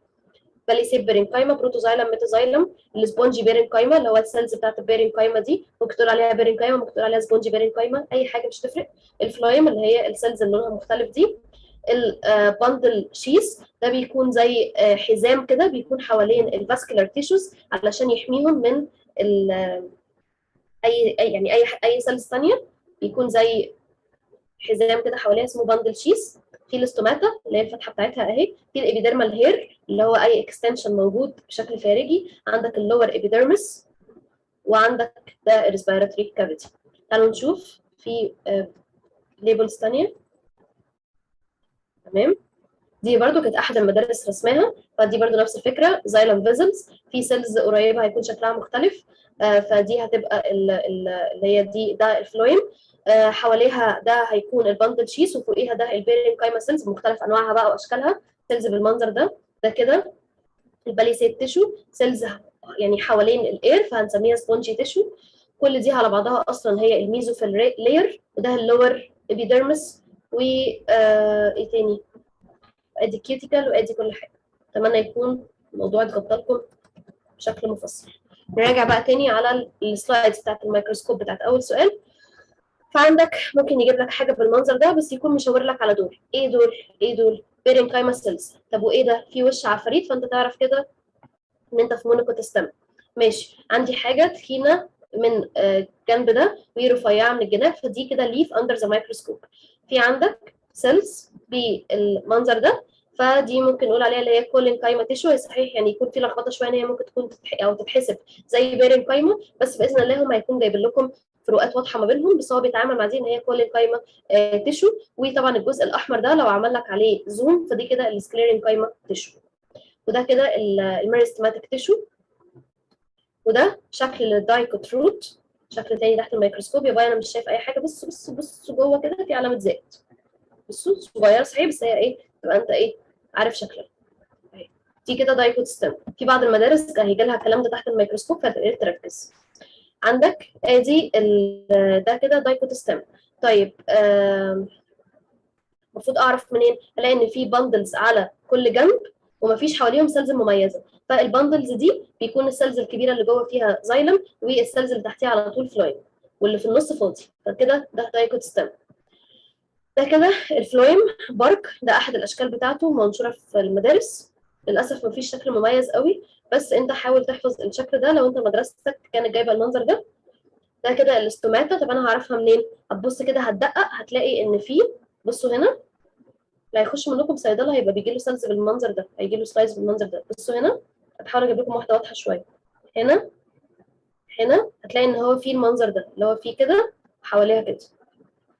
هي شكلها يعني صغير شويه، فقلت ان الافضل يعني ان انت تكون شايف مدرستك من قبلها هتجيب لك ايه لو هم ضربوكم في المدرسه، بحيث ان انت تبقى واخد فكره. وادي برده ستوماتا اهي. اهي يعني كل واحده انا عارفه ان هي شكلها ممكن يكون ضعيف شويه، بس هي باذن الله لو دققتوا هتلاقوه. اوكي ماشي. ودي السكرين كايما تيشو اللي هو الجزء الاحمر ده، وفي نفس الوقت برضو متوضح الاحمر. دلوقتي بقى يا شباب، انت المفروض ان انت عندك 4 سلايدز. الحمد لله الايكولوجي المفروض ان هي كان تقريبا عندها اكتر من 10 او 12 زو بلانكتون وفايتو بلانكتون، يعني اسمها ايه، سامبلز او كائنات. بس الحمد لله انت مش هيبقى عندك غير ال4 دول. طيب هو مبدئيا كده ايه البلانكتون ده؟ البلانكتون ده دي كائنات صغيره جدا، مايكروسكوبيك، ما بتتشافش بالنيكد اي، بتكون موجوده في الاكواتيك بايومز او الاكواتيك يعني بليسز، بحيث ان هي تساعد في تغذيه الكائنات الحيه. يعني ايه؟ يعني انت لو حسبت هتلاقي ان عدد الاسماك اللي بتكون موجوده سواء في الفريش ووتر او في السلاين ووتر كتير قوي. لو انت حسبت سمكة القرش مثلا في اليوم الواحد محتاجة تاكل قد ايه، فهي تقريبا هتكون محتاجة تاكل لها يعني قيمة 10,000 سمكة. السمك الصغير بياكل السمك الأصغر منه، والسمك الكبير بياكل السمك الصغير، السمك الكبير فيه أكبر منه وبياكله. فإذا انت عندك السمك بشكل عام ما بيقعدش. يعني هو السمك طول الوقت بيتحرك، طول الوقت هو بيبذل مجهود، طول الوقت بيحرق انرجي. فمستوى الاكل اللي هو هيكون محتاجه هيكون اكتر منك انت ككائن. انت ككائن بيجي اوقات كتيره بيكون ساكن تماما، لكن السمك ما بيكونش عنده الموضوع ده. طول الوقت السمك بيكون في حاله حركه. طيب هنلاقي في سمك صغير خالص مش هيلاقي اكل ان هو ياكله، فلازم يكون في كائنات تانية بتعوض السلسلة الغذائية دي أو الفود ويب دي، بحيث إن دايما يكون في كائنات أصغر تتاكل. ما كانش هيحل الموضوع ده غير الكائنات الميكروسكوبيك اللي هم البلانكتون. الكائنات دي بتكون موجودة بكميات مهولة، لدرجة إن أنت لو خدت معلقة صغيرة من مية هتلاقي إن هي ممكن يكون فيها أكتر من مليون بلانكتون. فهي كائنات كتير أكتر من اللزوم. طب الكائنات دي هيبقى إيه لازمتها؟ قال لك دلوقتي سمكة صغيرة خالص أو حتى سمكة كبيرة، طول ما هي معدية فاتحة بقها في ميه هتعدي جوه بقها. كل معلقه ميه صغيره بتخش جوه بقها هيكون فيها فوق المليون بلانكتون. هم يعتبر هياكلوها وهتغذيهم، وهتدي لهم كميه الانرجي اللي هيكونوا محتاجينها. طيب في الحاله دي انت كده هيبقى عندك السمك الكبير مش محتاج ياكل كل كميه السمك الصغير ده كل يوم عشان يكفي الانرجي بتاعته، لان هو مجرد بس ما بيعدي في الميه وفي شويه ميه بس بتخش جوه بقه، البلانكتون بتغذيه. تمام. يبقى البلانكتون دي ايه؟ البلانكتون دي مايكروسكوبيك كرياتشرز، بتكون فايدتها ان هي بتساعد في استكمال الفود ويب، علشان الكائنات في الميه بتكون محتاجه كميه اكل بكميه كبيره جدا، ولو فضلوا ياكلوا في بعض شويه مش هيكون في اي كائنات، لان حتى السمك الصغير ممكن ان هو يتغذى على السمك الكبير لو هو شرس. يعني مثلا عندك البيرانا، سمك البيرانا ده رغم ان هو صغير بس ممكن ان هو ياكل سمك كبير، فساعتها هم هيكونوا في حاله يعني شرس مستمر، فكان لازم يكون في كائنات صغيره ولا بتهش ولا بتنش يخشوا في الفود ويب. تمام. طيب البلانكتون بتنقسم لفايتو بلانكتون وزو بلانكتون. الفايتو بلانكتون هي الكائنات اللي بيكون عندها كلوروبلاست، بتبقى عندها القدرة ان هي تعمل فوتوسينثيز، وان هي مش بتبقى محتاجة ان هي تعتمد على اي كائن تاني في الغذاء بتاعها. الزو بلانكتون اللي هي الكائنات اللي هتكون محتاجة كائن تاني عشان تتغذى عليه، وبما ان الزو بلانكتون صغنطوطة خالص فهي مش هتقدر تتغذى غير على الفايتو بلانكتون. يبقى احنا كده نقدر نقول ان انت عندك ثانية واحدة، عندك بلانكتون بتنقسم لي فايتو بلانكتون جاية من اسمها في نبات، والزو بلانكتون. الفايتو بلانكتون دي بتبقى بروديوسر، بتبقى كمان يعني اللي هي يعتبر البرايمري بروديوسر، او اللي هي البروديوسر اللي في المكان. ليه؟ عشان هي بتقدر تعمل فوتوسينثيز. طيب الزو بلانكتون لا، دي برايمري كونسيومر. طب اشمعنى برايمري؟ لان هي مش هتقدر تاكل غير الفايتو بلانكتون. الزو بلانكتون بتبقى برضو كائنات صغيره جدا، فهي مش هتقدر تاكل غير الفايتو بلانكتون. جميل جدا. ايه بقى الاربعه سامبلز اللي عندك؟ اول واحده خالص هي الفولفوكس. الفولفوكس دي هي بتكون عندها القدره ان هي تعمل سيكشوال ريبرودكشن وكمان اسexual ريبرودكشن. الفولفوكس دي تعتبر اول نوع من الفايتوبلانكتون، هي تعتبر برايمري بروديوسر. طب انت هتتعرف عليها ازاي؟ الفولفوكس بتكون مميزه بما ان هي بتعمل asexual ريبرودكشن او sexual ريبرودكشن. هتلاقي دايما ان هي الكور بتاعتها بيكون جواها كور تانية صغيره كتير. يعني انت دلوقتي ادي كوره كبيره وبيكون جواها كور تانية صغيره كتير. ممكن المدرسه بتاعتك تكون السامبل بتاعتها لونها بنفسجي، ممكن السامبل بتاعتك في المدرسه يكون اللون بتاعها اخضر. المفروض يعني ان هي في معظم الاحوال بيكون اللون اخضر شويه، علشان هي بيكون عندها كلوروبلاست، فهتديلها اللون ده لان هي بتعمل فوتوسينثيز. الكلوروبلاست بيكون لونها اخضر. المهم دلوقتي ايه اكتر حاجه مميزه في الفولفوكس؟ ان هي بتكون كوره جواها كور كتير. طب الكور الكتير دي عباره عن ايه؟ عباره عن الدوتر بتاعتها، بنتها اللي هي الجنين بتاعها. طيب الفولفوكس دي ايه تاني معلومات المفروض تبقى عارفها؟ المفروض تبقى انت عارف ان هي فايتوبلانكتون، وان هي تبقى تبع الاكواتيك بروديوسر، وبالتحديد فريش ووتر بروديوسر. يبقى كده الفولفوكس دي تبع الفايتوبلانكتون، برايمري بروديوسر في الاكواتيك او الفريش ووتر مارين، وهي بتقدر تعمل asexual و sexual reproduction. فدايما هتلاقي السامبل بتاعتها بتكون كوره جواها كور كتير صغيره. طب جميل. المفروض الطبيعي ان هو مش هيخليك ترسمها، يعني هو انا مش حاساه ان هو عايز يرخم معاكم السنه دي، يعني ان شاء الله الامتحان هيجي سهل. لو طلب منك ان انت ترسم، فانت هتقوم عامل كوره جواها كور كتير، وهتبتدي ان انت تعمل يعني ممكن ان انت تعمل فلاجيلا كده على الحرف، او اللي احنا بنسميها السيليا. تقعد تعمل كتير كده وتقعد تنقط. بس يعني الموضوع بقى مش مستاهل. الكور الكتير دي الكور الكبيره دي هتقول عليها الدوتر سيل، النقط الصغيره دي هتقول عليها الانترستيشال ميديوم او الانترستيشال سيلز، اللي هي السيلز اللي بتملى المكان، واللي بره دول هيبقوا الفلاجيلا. وبس كده. في طريقة تانية للرسم لو انت شخص بيحب يرسم يعني، او لو انت شخص رسمك حلو، هو الطريقة دي ان انت ترسم دورية جواها دورية اصغر منها، جواها دورية اصغر منها، جواها دورية اصغر منها، جواها دورية اصغر منها، وتبتدي ان انت تحدد نقط متباعدة بشكل متساوي ما بينهم وما بين بعض. وبعد كده كل نقطة منهم بتخليها تتقابل مع النقط التانية، كل نقطة منهم بتخليها تتقابل مع النقط التانية، وهكذا بقى بتفضل تعمل الكلام ده. وفي الاخر اخر نقطه خالص بيطلع منها الفلاجيلا. انا شايف ان دي معقده اكتر، وغير كده هي هتاخد وقت اكتر جدا في الرسم. شايف ان دي سهله وبسيطه وجميله وفي دقيقتين هتعرف ترسمها، وان شاء الله مش هيجيب لك رسمه اصلا. يبقى دي كده اول حاجه الفولبوكس، لو انت حاسس ان انت محتاج اعاده فاعاده. تاني حاجه في الفايتوبلانكتون هي الداي اتومز. الداي اتومز هي بتبقى شبه الدود شويه، هتلاقي ان هي بتكون عامله كده، وتحس ان هي يعني جواها كذا سيكشن كده. يعني هي عامله شبه الدوده كده اهي، شبه الدوده، شبه الدوده، شبه الدوده ملزلزه اهي، شبه الدود. لو انت ما عندكش طبعا السلايد بالشكل الواضح ده، اللي هو يعني ما جابلكش السلايد على البورد وجاب لك السلايد على تحت الميكروسكوب، فانت في الغالب هتلاقي ان في قطع، يعني انت هتحس ان السلايد بتاعتك متقسمه قطع كده. ونصيحه بوجه الله، كل مدرسه عندها السلايدز الخاصه بيها، فانت شوف مدرستك كانت جايبه انهي سلايدز وذاكرها. يعني دي السلايدز بتاعت احد المدارس. ممكن تكون انت عندك المدرسه مثلا السلايد فيها كانت لونها بينك، فانت احفظ كده في دماغك السلايد اللي لونها بينك ده الداياتومز. مشي نفسك كده، فاهم يعني ايه؟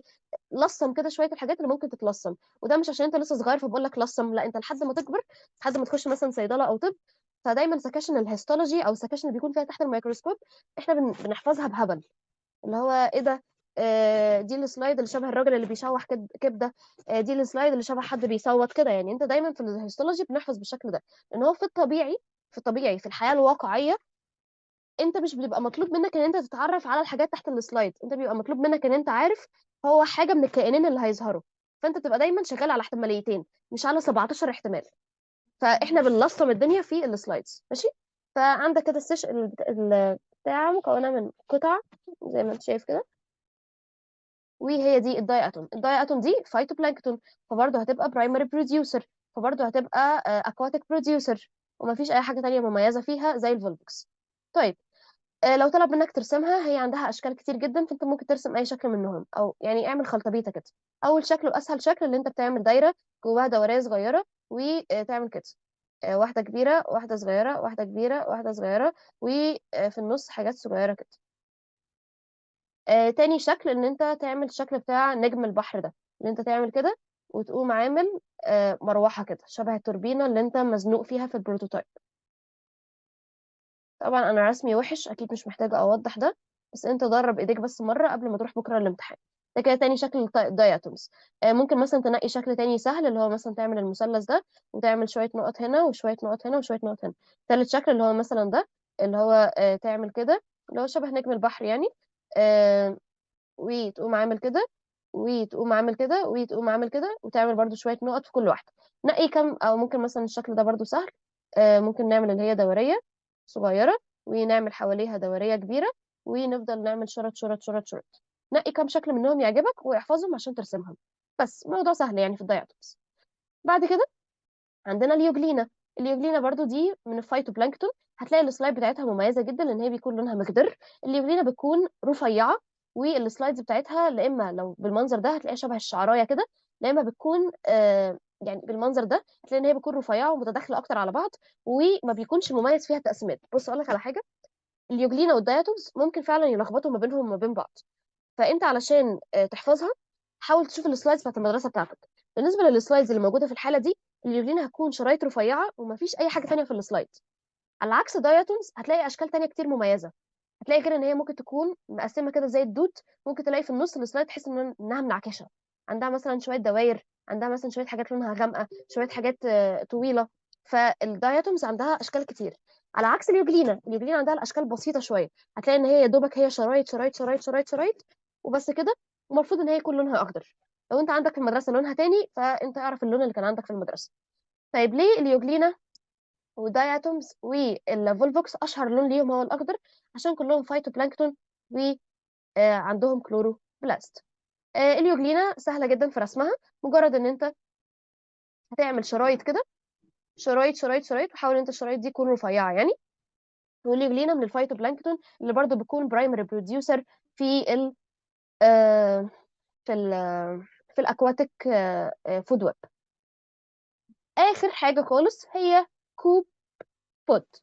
كوبوت. كوبوت، تحس كده ان هو اسم حيوان فيها. المهم ان الكوبب ده مثال الزو بلانكتون الوحيد اللي عندك.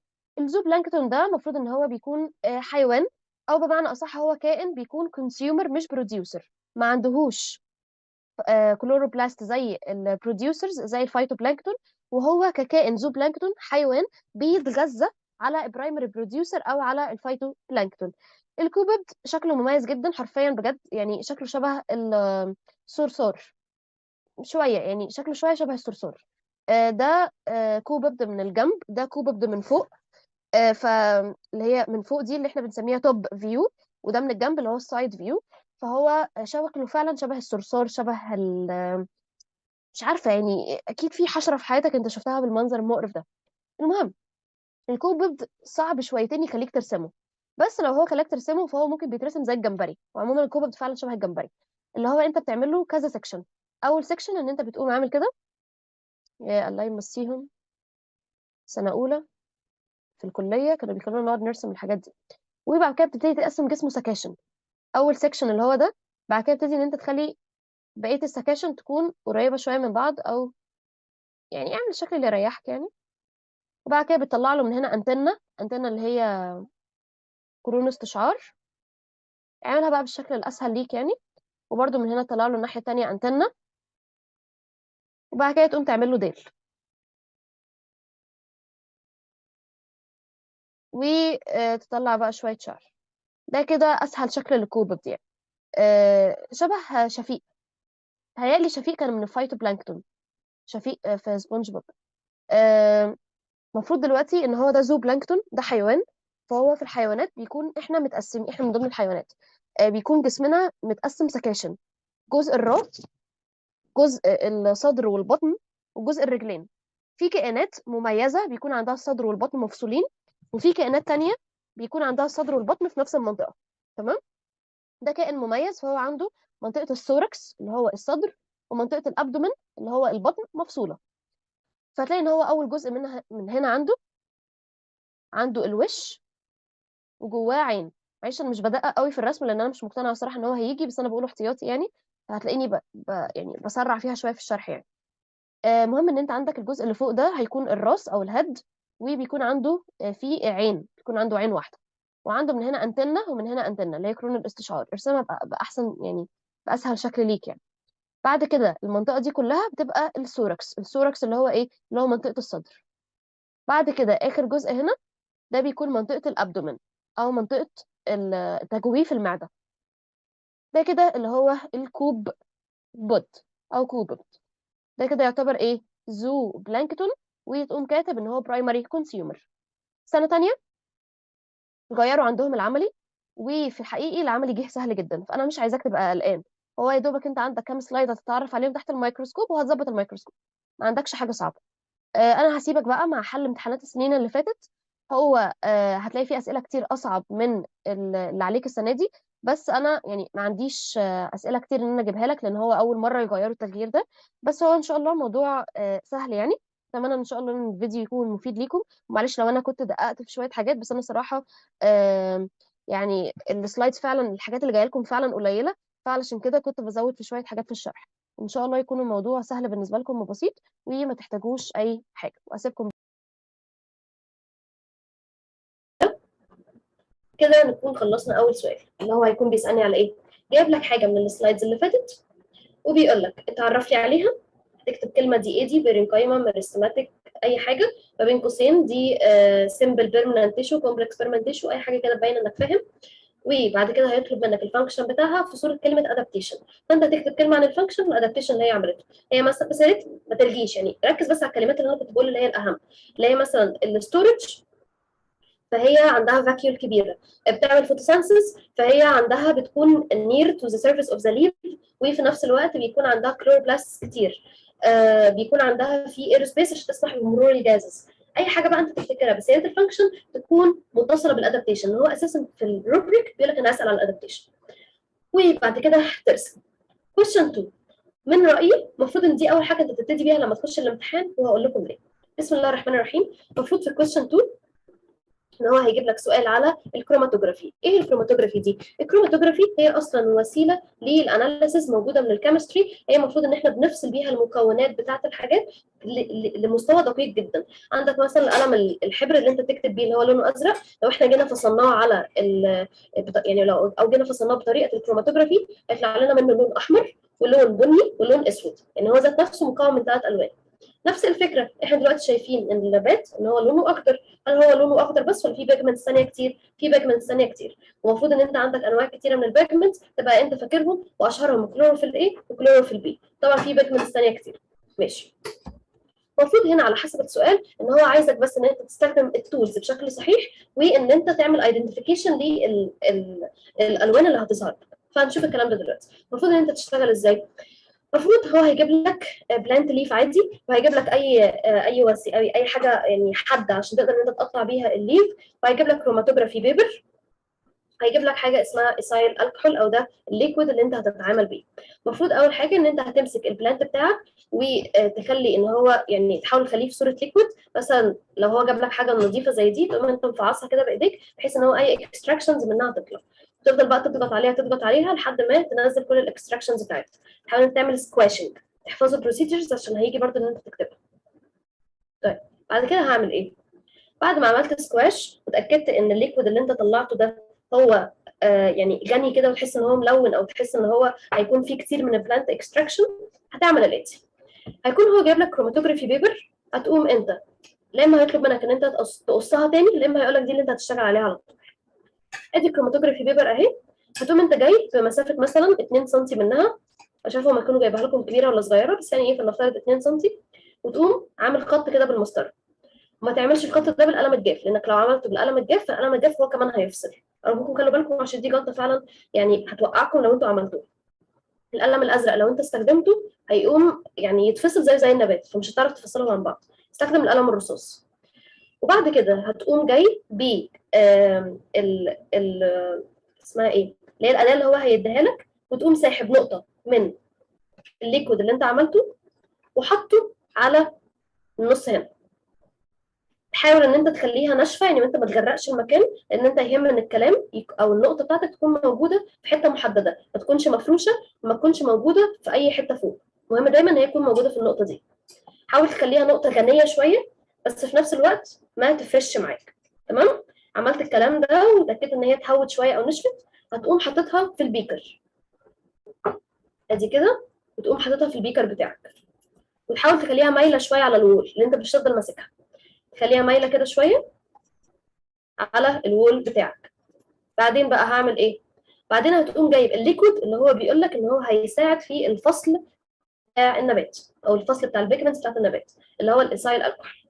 تقوم جايب الايثايل الكحول وتفضل تصب منه لحد ما يبقى تحت الشرطه دي بالظبط، الشرطه اللي انت رسمتها. حاول ان هو ما يبقاش مجرق لحد فوق، ولا يبقى لحد هنا، بحيث ان هو اصلا ما يبقاش طايل النبات. حاول بس ان هو يكون ايه، يعني النقطه دي تكون طايلاه كده بس، يعني ولا تتجرأ فوقيه ولا يبقى هي مش طايلاه خالص. تمام. وتسيبها. المفروض بقى ان انا ليه بقول ان ده اول سؤال تبتدوا بيه في الامتحان، لان انت هتسيبها وهي هتقعد شويه، فبدل ما تقوم انت مخلص اول سؤال وتقعد طبعا تفكر فيه وتبقى متوتر، ابتدي بده وسيبها على جنب، وبعد كده ابتدي في حل اول سؤال، بحيث ان هي عبال ما يخلص الفصل تكون انت خلصت حل اول سؤال، وممكن كمان ثالث سؤال يكون هو ايه، عمل لك الفصل بتاعك، وتقوم انت ملاحظ الالوان. مجرد بس ان انت فصلت صح فانت هتكون يعني هتاخد الدرجه بتاعتك باذن الله. ثانيه واحده.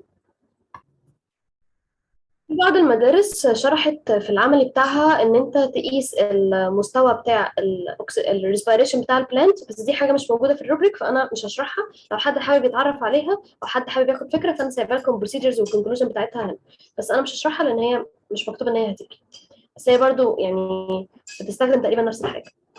طيب انا دلوقتي المفروض ان انا هسيب البيكر بتاعي او هسيب التست تيوب على حسب هما قايلين لكم ان انتوا يعني تسيبوها فين. المفروض ان هي بقى هتلاقي مع الوقت ان البلانت بتاعك فصل بالمنظر ده. هتلاقي ان حته فيها لون اخضر، وحته فيها لون يعني مزرق شويه، وحته فيها لون اصفر، وحته فيها لون برتقالي. المفروض بقى ان هو هيجي يقول لك رتب لي البيجمنتس على حسب ما ظهروا. فانت عندك المفروض البيجمنتس اللي هتظهر لون اخضر، لون ازرق، لون اصفر، لون برتقاني، على حسب بقى البيجمنتس اللي هي موجوده في البلانت ده. لو هو اللون الاخضر الواضح ده، فده كده يعتبر ان هو لون يلو جرين، ده بنسميه كلوروفيل بي. لو انت اتزنقت اكتب كلوروفيل وخلاص. واللون اللي فوقيه ده برده بيكون كلوروفيل، برده اتزنقت اكتب كلوروفيل ايه او كلوروفيل بس. عايزه بس افهمكم ان هم مش بيكونوا واضحين قوي بالمنظر ده، فانت سيبها شويه عشان يعني يبقوا واضحين. لو انت بقى مستعجل والامتحان قرب يخلص، فهتلاقي ان هم متوصلين ببعض، يعني هتلاقي اخضر في ازرق في اصفر في احمر، يعني هتلاقي ان هو تدرج الالوان كده واضح. بس لو سبتها شويه هتفصل خالص. تمام. تكون حلوه يعني. ف بس لو سبتها كتير قوي هتلاقي ان هم هيهربوا اساسا بره البيبر بتاعتك. انت سيبها، يعني المفروض انها تسيب تقريبا ثلث ساعه، وبرده المدرسه المفروض تكون محدده لكم الوقت الايديال على حسب الليكويد اللي انتم مستخدمينه. المهم ان انت هيبقى عندك اخضر، ازرق او اخضر غامق، واصفر وبرتقالي. الكلوروفيل A والكلوروفيل B دي المفروض البيجمنتس اللي بتساعد في عمليه الفوتوسينثيس. الزنزوفيل ده المفروض ان هي بتكون ليمون يلو، والكاروتين المفروض ان هي بتكون شكل لونها برتقاني بالمنظر ده. الفانكشنز بتاعتهم الكلوروفيل A والكلوروفيل B بيساعد في البروسيس بتاعت الفوتوسينثيس، وفي نفس الوقت هو الكلوروفيل A هي تعتبر المين بيجمنت، لكن الكلوروفيل B تعتبر هي الاكسسوري بيجمنت. الزنزوفيل والكاروتين المفروض ان الزنزوفيل دي هي بتساعد على الاتراكشن بتاعه الانسكتس عشان يخلوا يعني او يطلعوا البولين جرينز، والكاروتين المفروض ان هو الاورنج يلو بتساعد في حاله ان هو الشمس قليله شويه، او اللي هو احنا في مكان اللايتنج بتاعه هادي، او الشمس مش طالعه بشكل واضح، فهي بتساعد في ان هي تعمل بروسس بتاعت الفوتوسينثيس، بس بتكون على خفيف خالص بحيث ان هي اللون بتاعها مش بيمتص كتير زي الاخضر والازرق. والزنزوفيل ممكن برضو نقول ليها وظيفه ثانيه، ان هي بتساعد في الحمايه بتاعت البلانتس من الاوكسيدنت ماتيريال، ان هي برضو نقدر نقول ان هي بتاكت از انتي اوكسيدنت. برضو ممكن نقول الكاروتين عليها نفس الحاجه. افتكر بس وظيفه لكل واحده وخلاص كده الدنيا هتبقى تمام. نيجي لثالث سؤال. ثالث سؤال المفروض ان انت عندك هيجيب لك حيوانات كتيره كده من الفود ويب، وبعد كده انت المفروض ترسمهم بشكل لذيذ وتوصل ما بينهم، وبعد كده تكتب مين الاوتوتروف، مين الكارنيفور، الاومنيفور، مين اي حاجه بقى على حسب التقسيمه اللي هو عايزك عليها. بس طالما قال لك تروفيك ليفل يبقى هو يقصد مين بروديوسر، مين برايمري كونسيومر، مين سكندري كونسيومر، وهكذا. تمام. المفروض ان هو يجيب لك الامتحان في كذا وسيله. لا اما انتوا المدرسه عندكم منظمه، او يعني بلاش اقول منظمه، اللي هي عندها الماتيريال ان هي توزع لكم الحاجات دي، فهيوزع عليك ماتيريال بالمنظر ده. انا ليه مش محبذه قوي او مش متوقعه قوي ان ده اللي هيحصل، لان صعب ان هو يوزع الكاردز دي على كل شخص. في الغالب هيوزعها على كل جروب، ومش منطقي ان انتوا تحلوا كجروبس. ففي الغالب هو ممكن يكونوا معلقينها بقى باي شكل، انا مش صراحه مش متخيله يعني هينظموا ازاي. بس انت لا اما هيجيب لك الحيوانات بالمنظر ده، لا اما هيكتبها لك، لا اما بص يعني كان احد اشكال الامتحان جايبها لك كده، ده احد كده اشكال الامتحان. تمام. بيكون جايبها بالمنظر ده. المفروض بقى ان انت هتقوم راسمهم، او مش معنى صح ترسمهم، هتكتبهم وهتوصل ما بينهم بالمنظر ده. هيبقى عندك حل من الاثنين، يا اما هيقول لك قصقص ولزق وتعمل ما بينهم. في الحاله دي يعني لو مدرستك قالت لك ان انت هتعمل كده، فياريت ان انت تكون جايب معاك السمك، المسطره، المقص، ادوات يعني. ولو مدرستك مش قايله لك ان انت هتعمل كده، ففي الغالب انت هتقوم كاتب مثلا فوكس، كاتب جراس سنيك، وتقوم ايه يعني كاتبهم بعاد عن بعض يعني، وهتكتبهم وهتوصل ما بينهم عادي. طيب تعالوا نشوف. مبدئيا انت عندك اشهر الحاجات اللي هو هيكون فيه لعب فيهم هي الكلب فورست، لان اساسا ده اكتيفيتي عندك واضح في سبب. وعندك ممكن يكون بيجيب لك مثال على الديزرت بايوم، او اللي هو الكائنات اللي موجوده في الديزرت. تعال نشوف المثالين وتعال نشوف الربطات اللي ما بينهم. مبدئيا الكلب فورست عندها سي اوتر، عندها بلانكتون، عندها كائنات كتير قوي. طب انا بقى دلوقتي عندي كائنات كتير في الامتحان وانا محتار اعمل ايه. واحده واحده. اول حاجه تعملها ان انت تبتدي بالاوتوتروف اللي عندك. يعني ايه ابتدي بالاوتوتروف؟ يعني تبتدي اساسا بالبروديوسر بتاعك. البروديوسر هو ده اللي بيبتدي دايما من عنده الفود ويب، اللي هو البلانت. فهتبدا تقوم كاتب البلانت، تقوم كاتبها تحت، يعني اكتب الكائنات اللي هي يعني في حاجات كتيره بتاكلها تحت. تقوم كاتب البلانت، وتقوم كاتب اي حاجه ثانيه فيها سيره الجي، بلانكتون، اللي هي الحاجات الايه البسيطه دي. تمام. بعد كده هتعمل ايه؟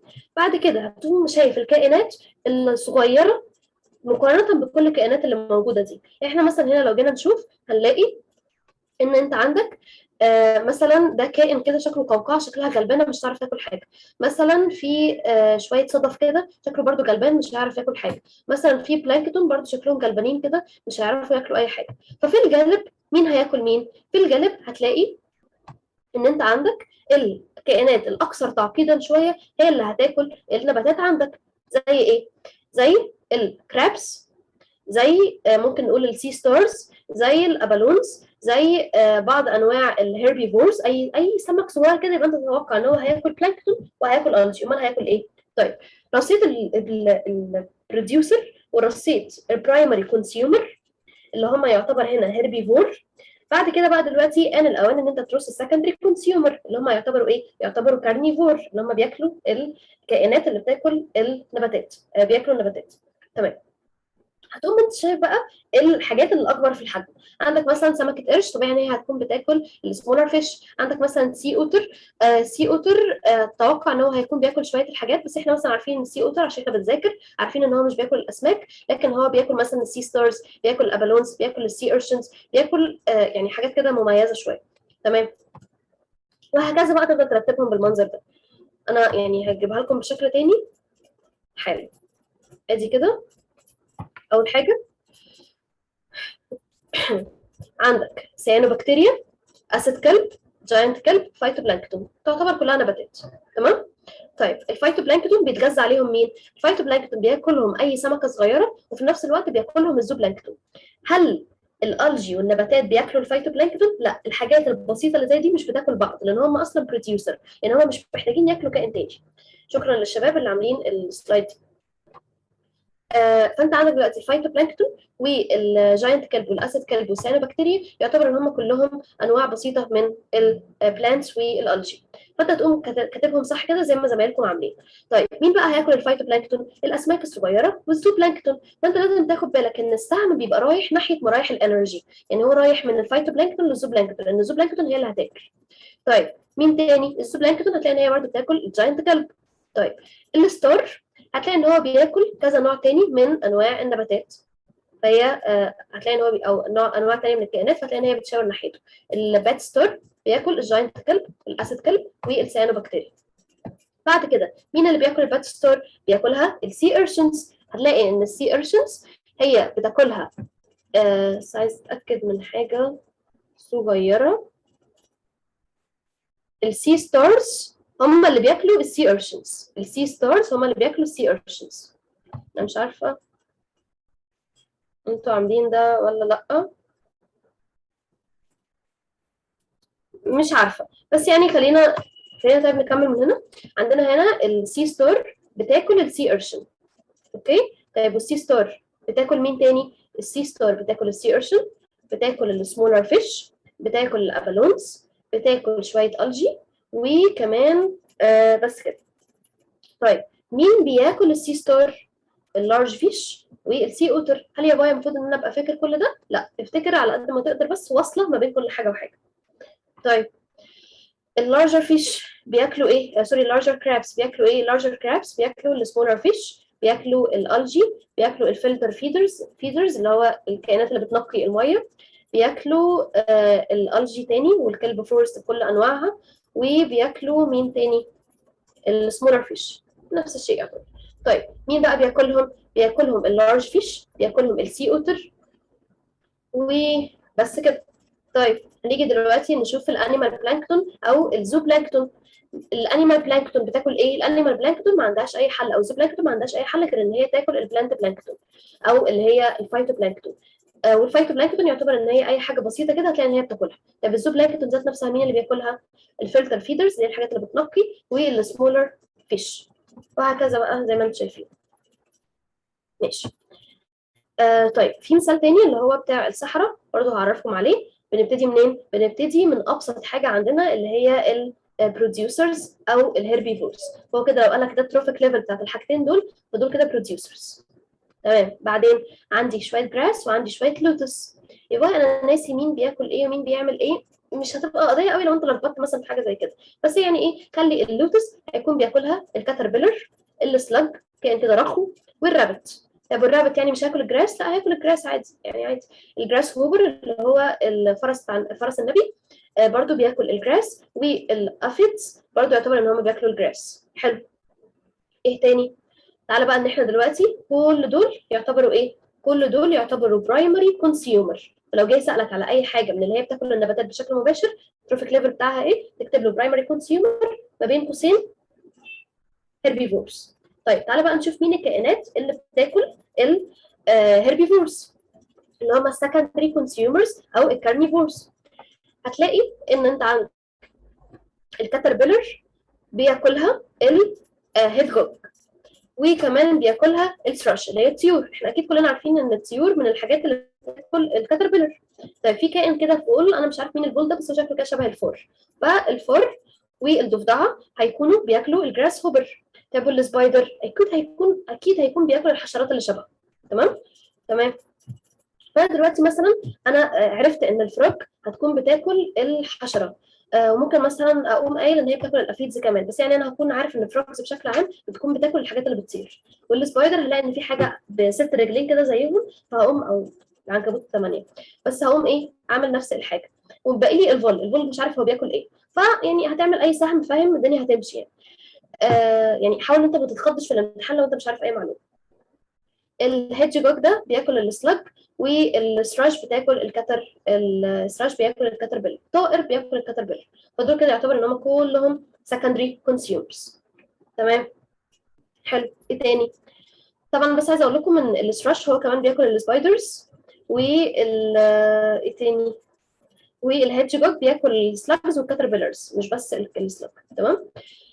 جراس سنيك، تعبان هيكون بياكل ايه؟ تعبان يعني احنا عارفين في الغالب ان هو هيكون بياكل يعني كل حاجه، بس احنا عارفين اشهر حاجه ان هو هيكون بياكل الفروكس، بس برضه ان هو بياكل الفئران، بس يعني ايه، خلينا دلوقتي لو احنا مثلا عايزين في الامتحان نختار حاجه واحده، خلينا نختار الفروكس. طب الفوكس بيختار معظم الحاجات اللي هي بتكون يعني بتكون غنيه باللحمه، يعني اكيد الفوكس مش هيروح ياكل عنكبوت، والفوكس هيبقى صعب شويه ان هو يصطاد الطيور، فنيجي نشوف الحاجات اللي غنيه باللحمه وهو هيعرف يصطادها. فالرابت عندك بيعرف يصطاده، الفول ممكن ياكله، والهيدج هوج برضه ممكن يصطاد.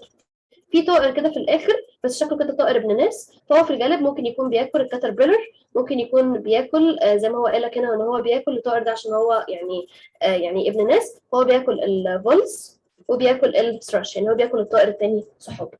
ماشي. اوكي. بصوا تاني برضو عليها علشان تبقوا مربطين. تعالوا بقى نشوف الامتحان بتاع السنين اللي فاتت.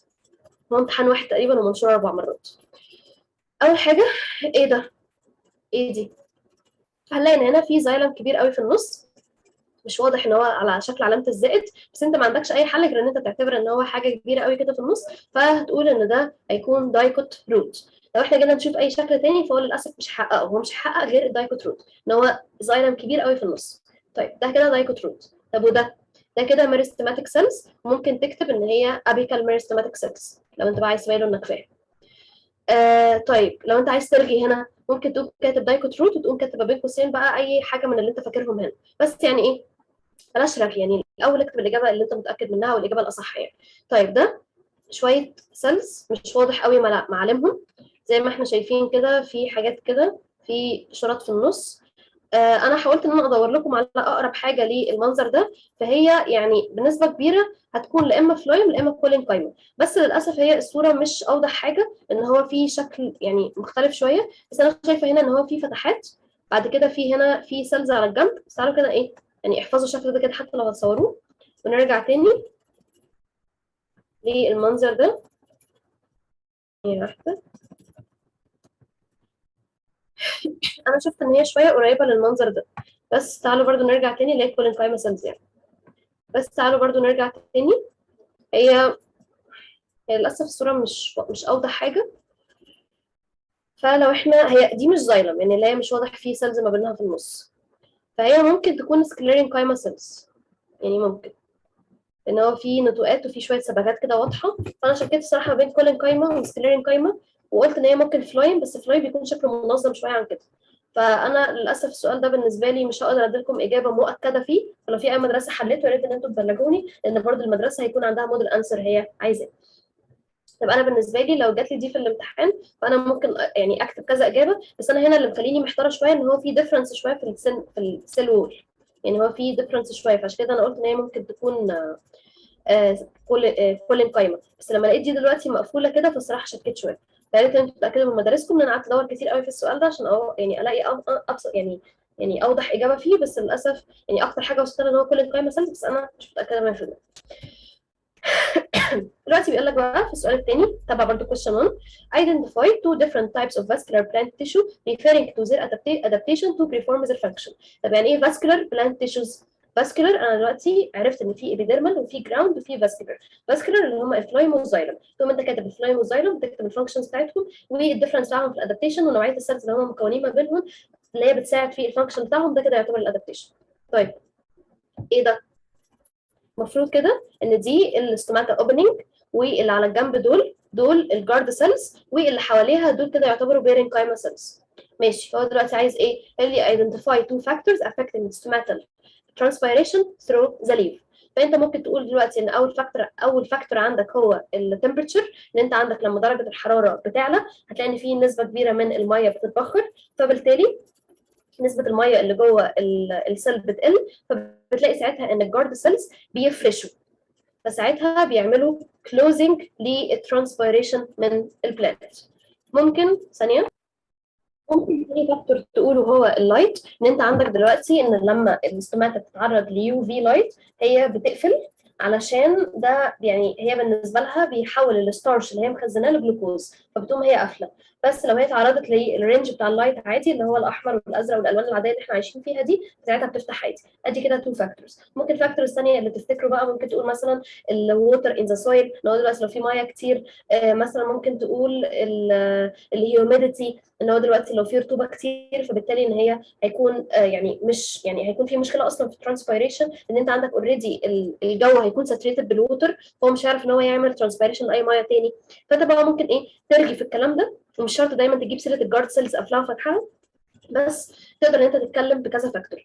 مثلا الفاكتورز اللي انا قلتها دلوقتي، التمبرتشر لما بتعلى هتلاقي ان هي كل الترانسبيريشن يعتبر ان هو بيزيد، بعد كده بيقفل الجارد سيلز علشان تحافظ على السيل من الووتر لوس. ممكن تاني فاكتور الهيوميديتي، ان هو لما بيكون في ميه كتير في الجو هتلاقي ساعتها ان الترانسبيريشن بقى عمليه صعبه شويه، لان هو ساعتها الميه مش هتعرف تطلع، واوريدي الجو عندك ساتوريتد بالميه.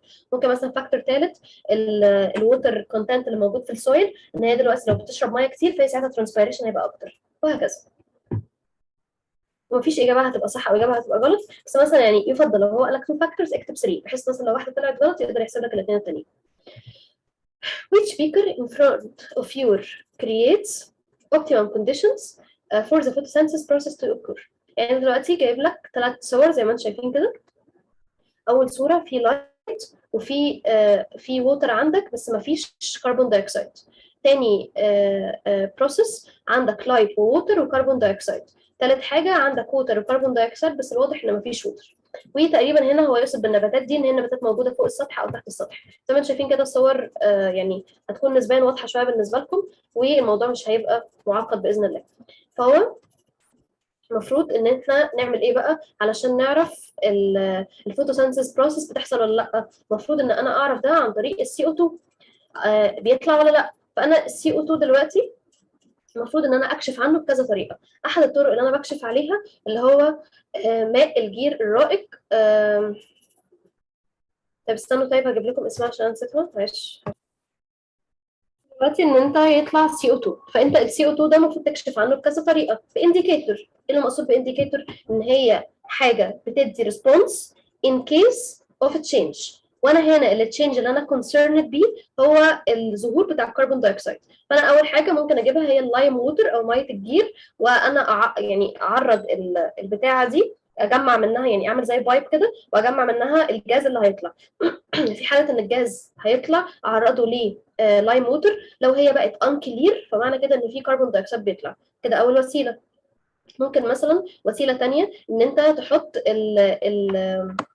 البيبر اللي هي بتحدد الاسيديتي والبيزستي، تحدد درجه البي اتش، تحط بقى اي انديكيتور. ممكن تحط فينايل ريد، ممكن تحط اي حاجه تكون بتحدد تكون بتحدد الاسيديتي والبيزستي. في حاله ان هو اسيد المفروض ان هي هتترن ريد. لو انت بتتكلم في الليتمس بيبر العاديه او ورقه عباد الشمس العاديه المفروض ان هي لو اسيد هتترن ريد. طيب هو اصلا الكربون دايوكسيد اسيدك ولا بيزك؟ اسيدك. المفروض ان هو بيتحط في الميه بيبقى H2CO3، بعد كده بيتفك تاني بيبقى ويك اسيد. لو انت هتعرضه للليتمس بيبر هتلاقي ان الليتمس بيبر هيبقى لونها احمر في حاله ان وجود الكربون دايوكسيد. في وسيله ثانيه هنا هو كان قايلها لك في حاله ان انت هتشتغل يعني عملي، وهي ان انت هتشتغل بفينول ريد. فينول ريد ده برضو انديكيتور. المفروض ان هو الفينول ريد لو الحاجه بيزك بيكون ريد، ولو الحاجه اسيدك بيبقى يلو، وفي النص لو الحاجه نيوترال بتبقى اورنج. فده برضو احد الانديكيتورز اللي انت ممكن تعتمد عليها. في طبعا يعني بروموسايمول بلو، وفي فينول فيسالين، بس انت يعني ايه كفايه دول، يعني احفظ بس ايه كفايه قوي اللايم ووتر والليتمس بيبر وفينول ريد وخلاص بقى كده كفايه، عشان بس ايه ما تدوش دماغك. وادي زي ما انتم شايفين احد الامتحانات بتاعت السنين كانت جايبه نفس البتاعه اللي احنا لسه حلينها دلوقتي، اللي بتاعت اللوتس والهيدج هوج والفروج والكاتربيلر والسبايدر وكل الكلام اللي احنا كنا لسه جايبينه دلوقتي. فيا ريت ان انتوا ترجعوا لها تاني تحفظوها لو ما كنتوش لسه فاكرينها. هو دلوقتي بيسالني على السلاج والسبار وهوك. هو المفروض دلوقتي ان هو ايه التروفيك ليفل بتاعه. فانا هرجع للصوره علشان نربط. السبار وهوك المفروض كده ان الصف ده هما البرايمري كونسيومر، الصف ده هما السكندري كونسيومر، الصف ده هما التيرشري كونسيومر. فالسبارو هوك والفوكس والجراس سنيك يعتبر ان هما الثلاثه تيرشري كونسيومر، وكل الكائنات اللي في النص دي سكندري كونسيومر، وكل الكائنات دي برايمري كونسيومر. لو عايزين ندي اسم تاني للسلاك ممكن نقول عليه هيربيفور. تمام. الامتحان تاني. اوكي. دي مفروض ان هي كولين قايمه، دي مفروض ان هي ميرستماتيك سيل، ودي مفروض ان هي احد اشكال البيرين قايمه سيلز اللي انا كنت موريها لكم. لو في اي مدرسه يعني حددتهم بشكل تاني يا ريت برضه ان انتوا تعرفوني في الكومنتس علشان اقدر ان انا اعمل ابديت واصلاح للفيديو. وهو هنا بيقول لك identify two different tissues of permanent plant tissue referring to their adaptation to perform their function. فهو هنا سايب لك الحريه اختار اي two types من ال permanent plant tissue وحدد الفانكشن والادابتيشنز بتاعها. قول بقى اللي تفتكره. عندك البيرين قايمه، عندك الكولين قايمه، عندك السكليرين قايمه، عندك الزايلم، عندك الفلويم. اختار اي حاجه، المهم بس ان انت ما تبقاش بترغي بشكل يبين ان انت مش فاهم. انا دلوقتي كشخص بيصحح ببقى فاهم ايه الراجل ده شخص فاهم وايه الراجل ده شخص مش فاهم. يعني تقول لي this plant shows greater adaptation and it's very adaptable and it can be adapted easily. لا، كل الكلمات اللي بتعبر عن في ما تعدليش السؤال تاني.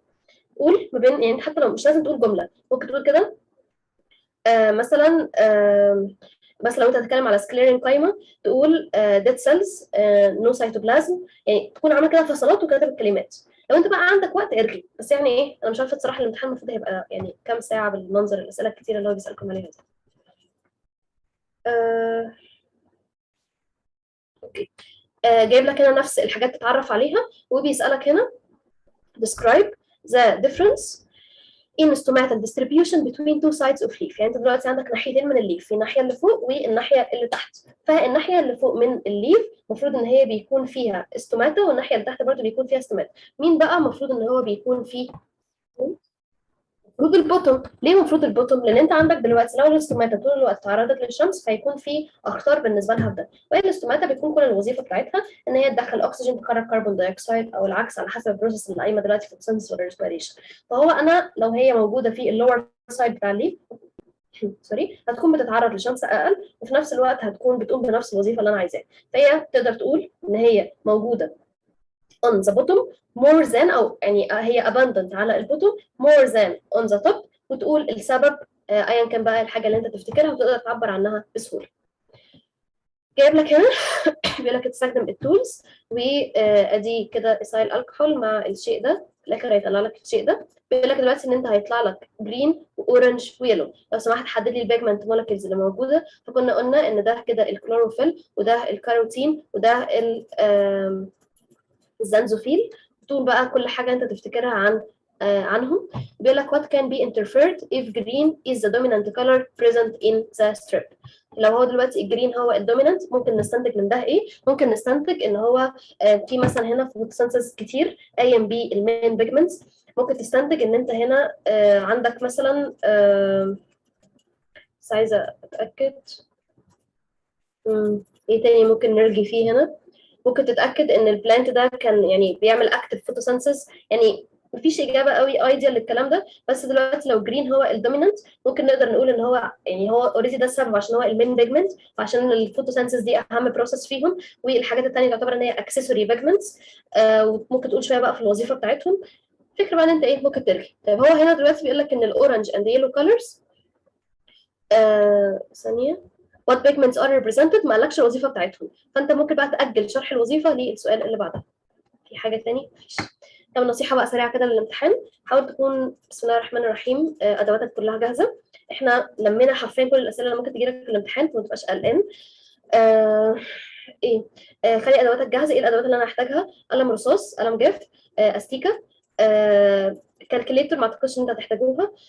خلي منديل معاك، ازازه ميه، خلي كل الادوات تبقى معاك. اول ما تخش الامتحان لو في فرصه ان انت تبتدي بالبروسس بتاعت العملي او بتاعت الكلوروفيل، هو اصلا طبيعي المفروض ان هم يخلوكم تبتدوا بيها، بس انا مش عارفه المدرسه الصراحه هتمشي ازاي. بس هو الطبيعي لما بيكون في عملي وبيكون في نظري، فبتبتدي بالعملي بعد كده بتشتغل في النظري عبال ما العملي يخلص. مش عارفه المدرسه بتاعتكم هتعمل ده ولا لا، بس باذن الله تعمل ده مراعاة للوقت. فهم هيخلوكم تشتغلوا الاول العملي، خليك هادي، مش محتاجه ان انت تتوتر خالص. لو انت مثلا متوتر، حاول ان انت تبص على زمايلك حواليك، مش عشان الهدف الجيش، استرجع بس كده بالراحه ان كلكم ممكن تكونوا بطاقه، ممكن كلكم تكونوا متوترين عادي. حاول اي زمايل ليكم يخرجوا تبقى انتوا عارفين منهم ايه اللي هيحصل، بحيث ان انت تساعد نفسك ما تبقاش متوتر من الامتحان. ركز على البرزنتيشن دي كويس جدا. البرزنتيشن دي شكرا لاي حد كان جايب ماتيريالز فيها، انا على قد ما بقدر يعني جمعت كل الماتيريالز اللي كان زمايلكم من الستام كلها باعتينها وجمعتها لكم في برزنتيشن واحده عشان تقدروا ان انتوا تذاكروها ويكون عندكم كل المعلومات اللازمه اللي تكتبوها في الامتحان. اي حد عنده سؤال يا ريت يكتبوا لي في الكومنتس، ولو انتوا عايزين انزل شرح بقيه العملي يا ريت تقولوا لي. واسفه جدا جدا ان انا طولت، بس كنت بحاول اغطي لكم كل التفاصيل. بس لو حسيت ان يعني الموضوع فيه استفاده، يعني استاذنكم ان انتوا تشيروه، بحيث ان يعني يكون فيه استفاده لاكبر عدد من الناس، وبالمره علشان يعني اقدر ان انا اتشجع اكتر وانزل لكم باقي العمل.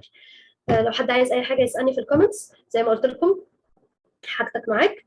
حل الاسئله، ترتيب العملي بعد كده النظري. لو في اي حاجه انت محتار فيها، شوف مدرستك بتقول لك ان انت تكتب اكتر من اجابتين ولا هيشطبها لك ويحسب لك السؤال غلط، ساعتها تكتب اجابه واحده. ومفيش مشكله لو طلعت اجابه معاك غلط من ال 20 سؤال دول. في الاول وفي الاخر الاسئله دي يعني هي بتمثل نسبه صغيره جدا من الدرجات النهائيه، مش معنى كده ان انت تهمل العملي خالص، بالعكس يعتبر درجات مضمونه لو انت هادي ومركز. ويا ريت اي حاجه ستراكشر مدرسه تبعت لكم صور بتاعت الميكروسكوب بتاعها، تبعت لكم الصور اللي هي هتنزلها، لان كل مدرسه حقيقي بتنزل صور غير الثانيه. في مدرسه كانت منزله صوره شكلها كل القايمه، وفي مدرسه كانت منزله صوره شبهها بالظبط غير القايمه.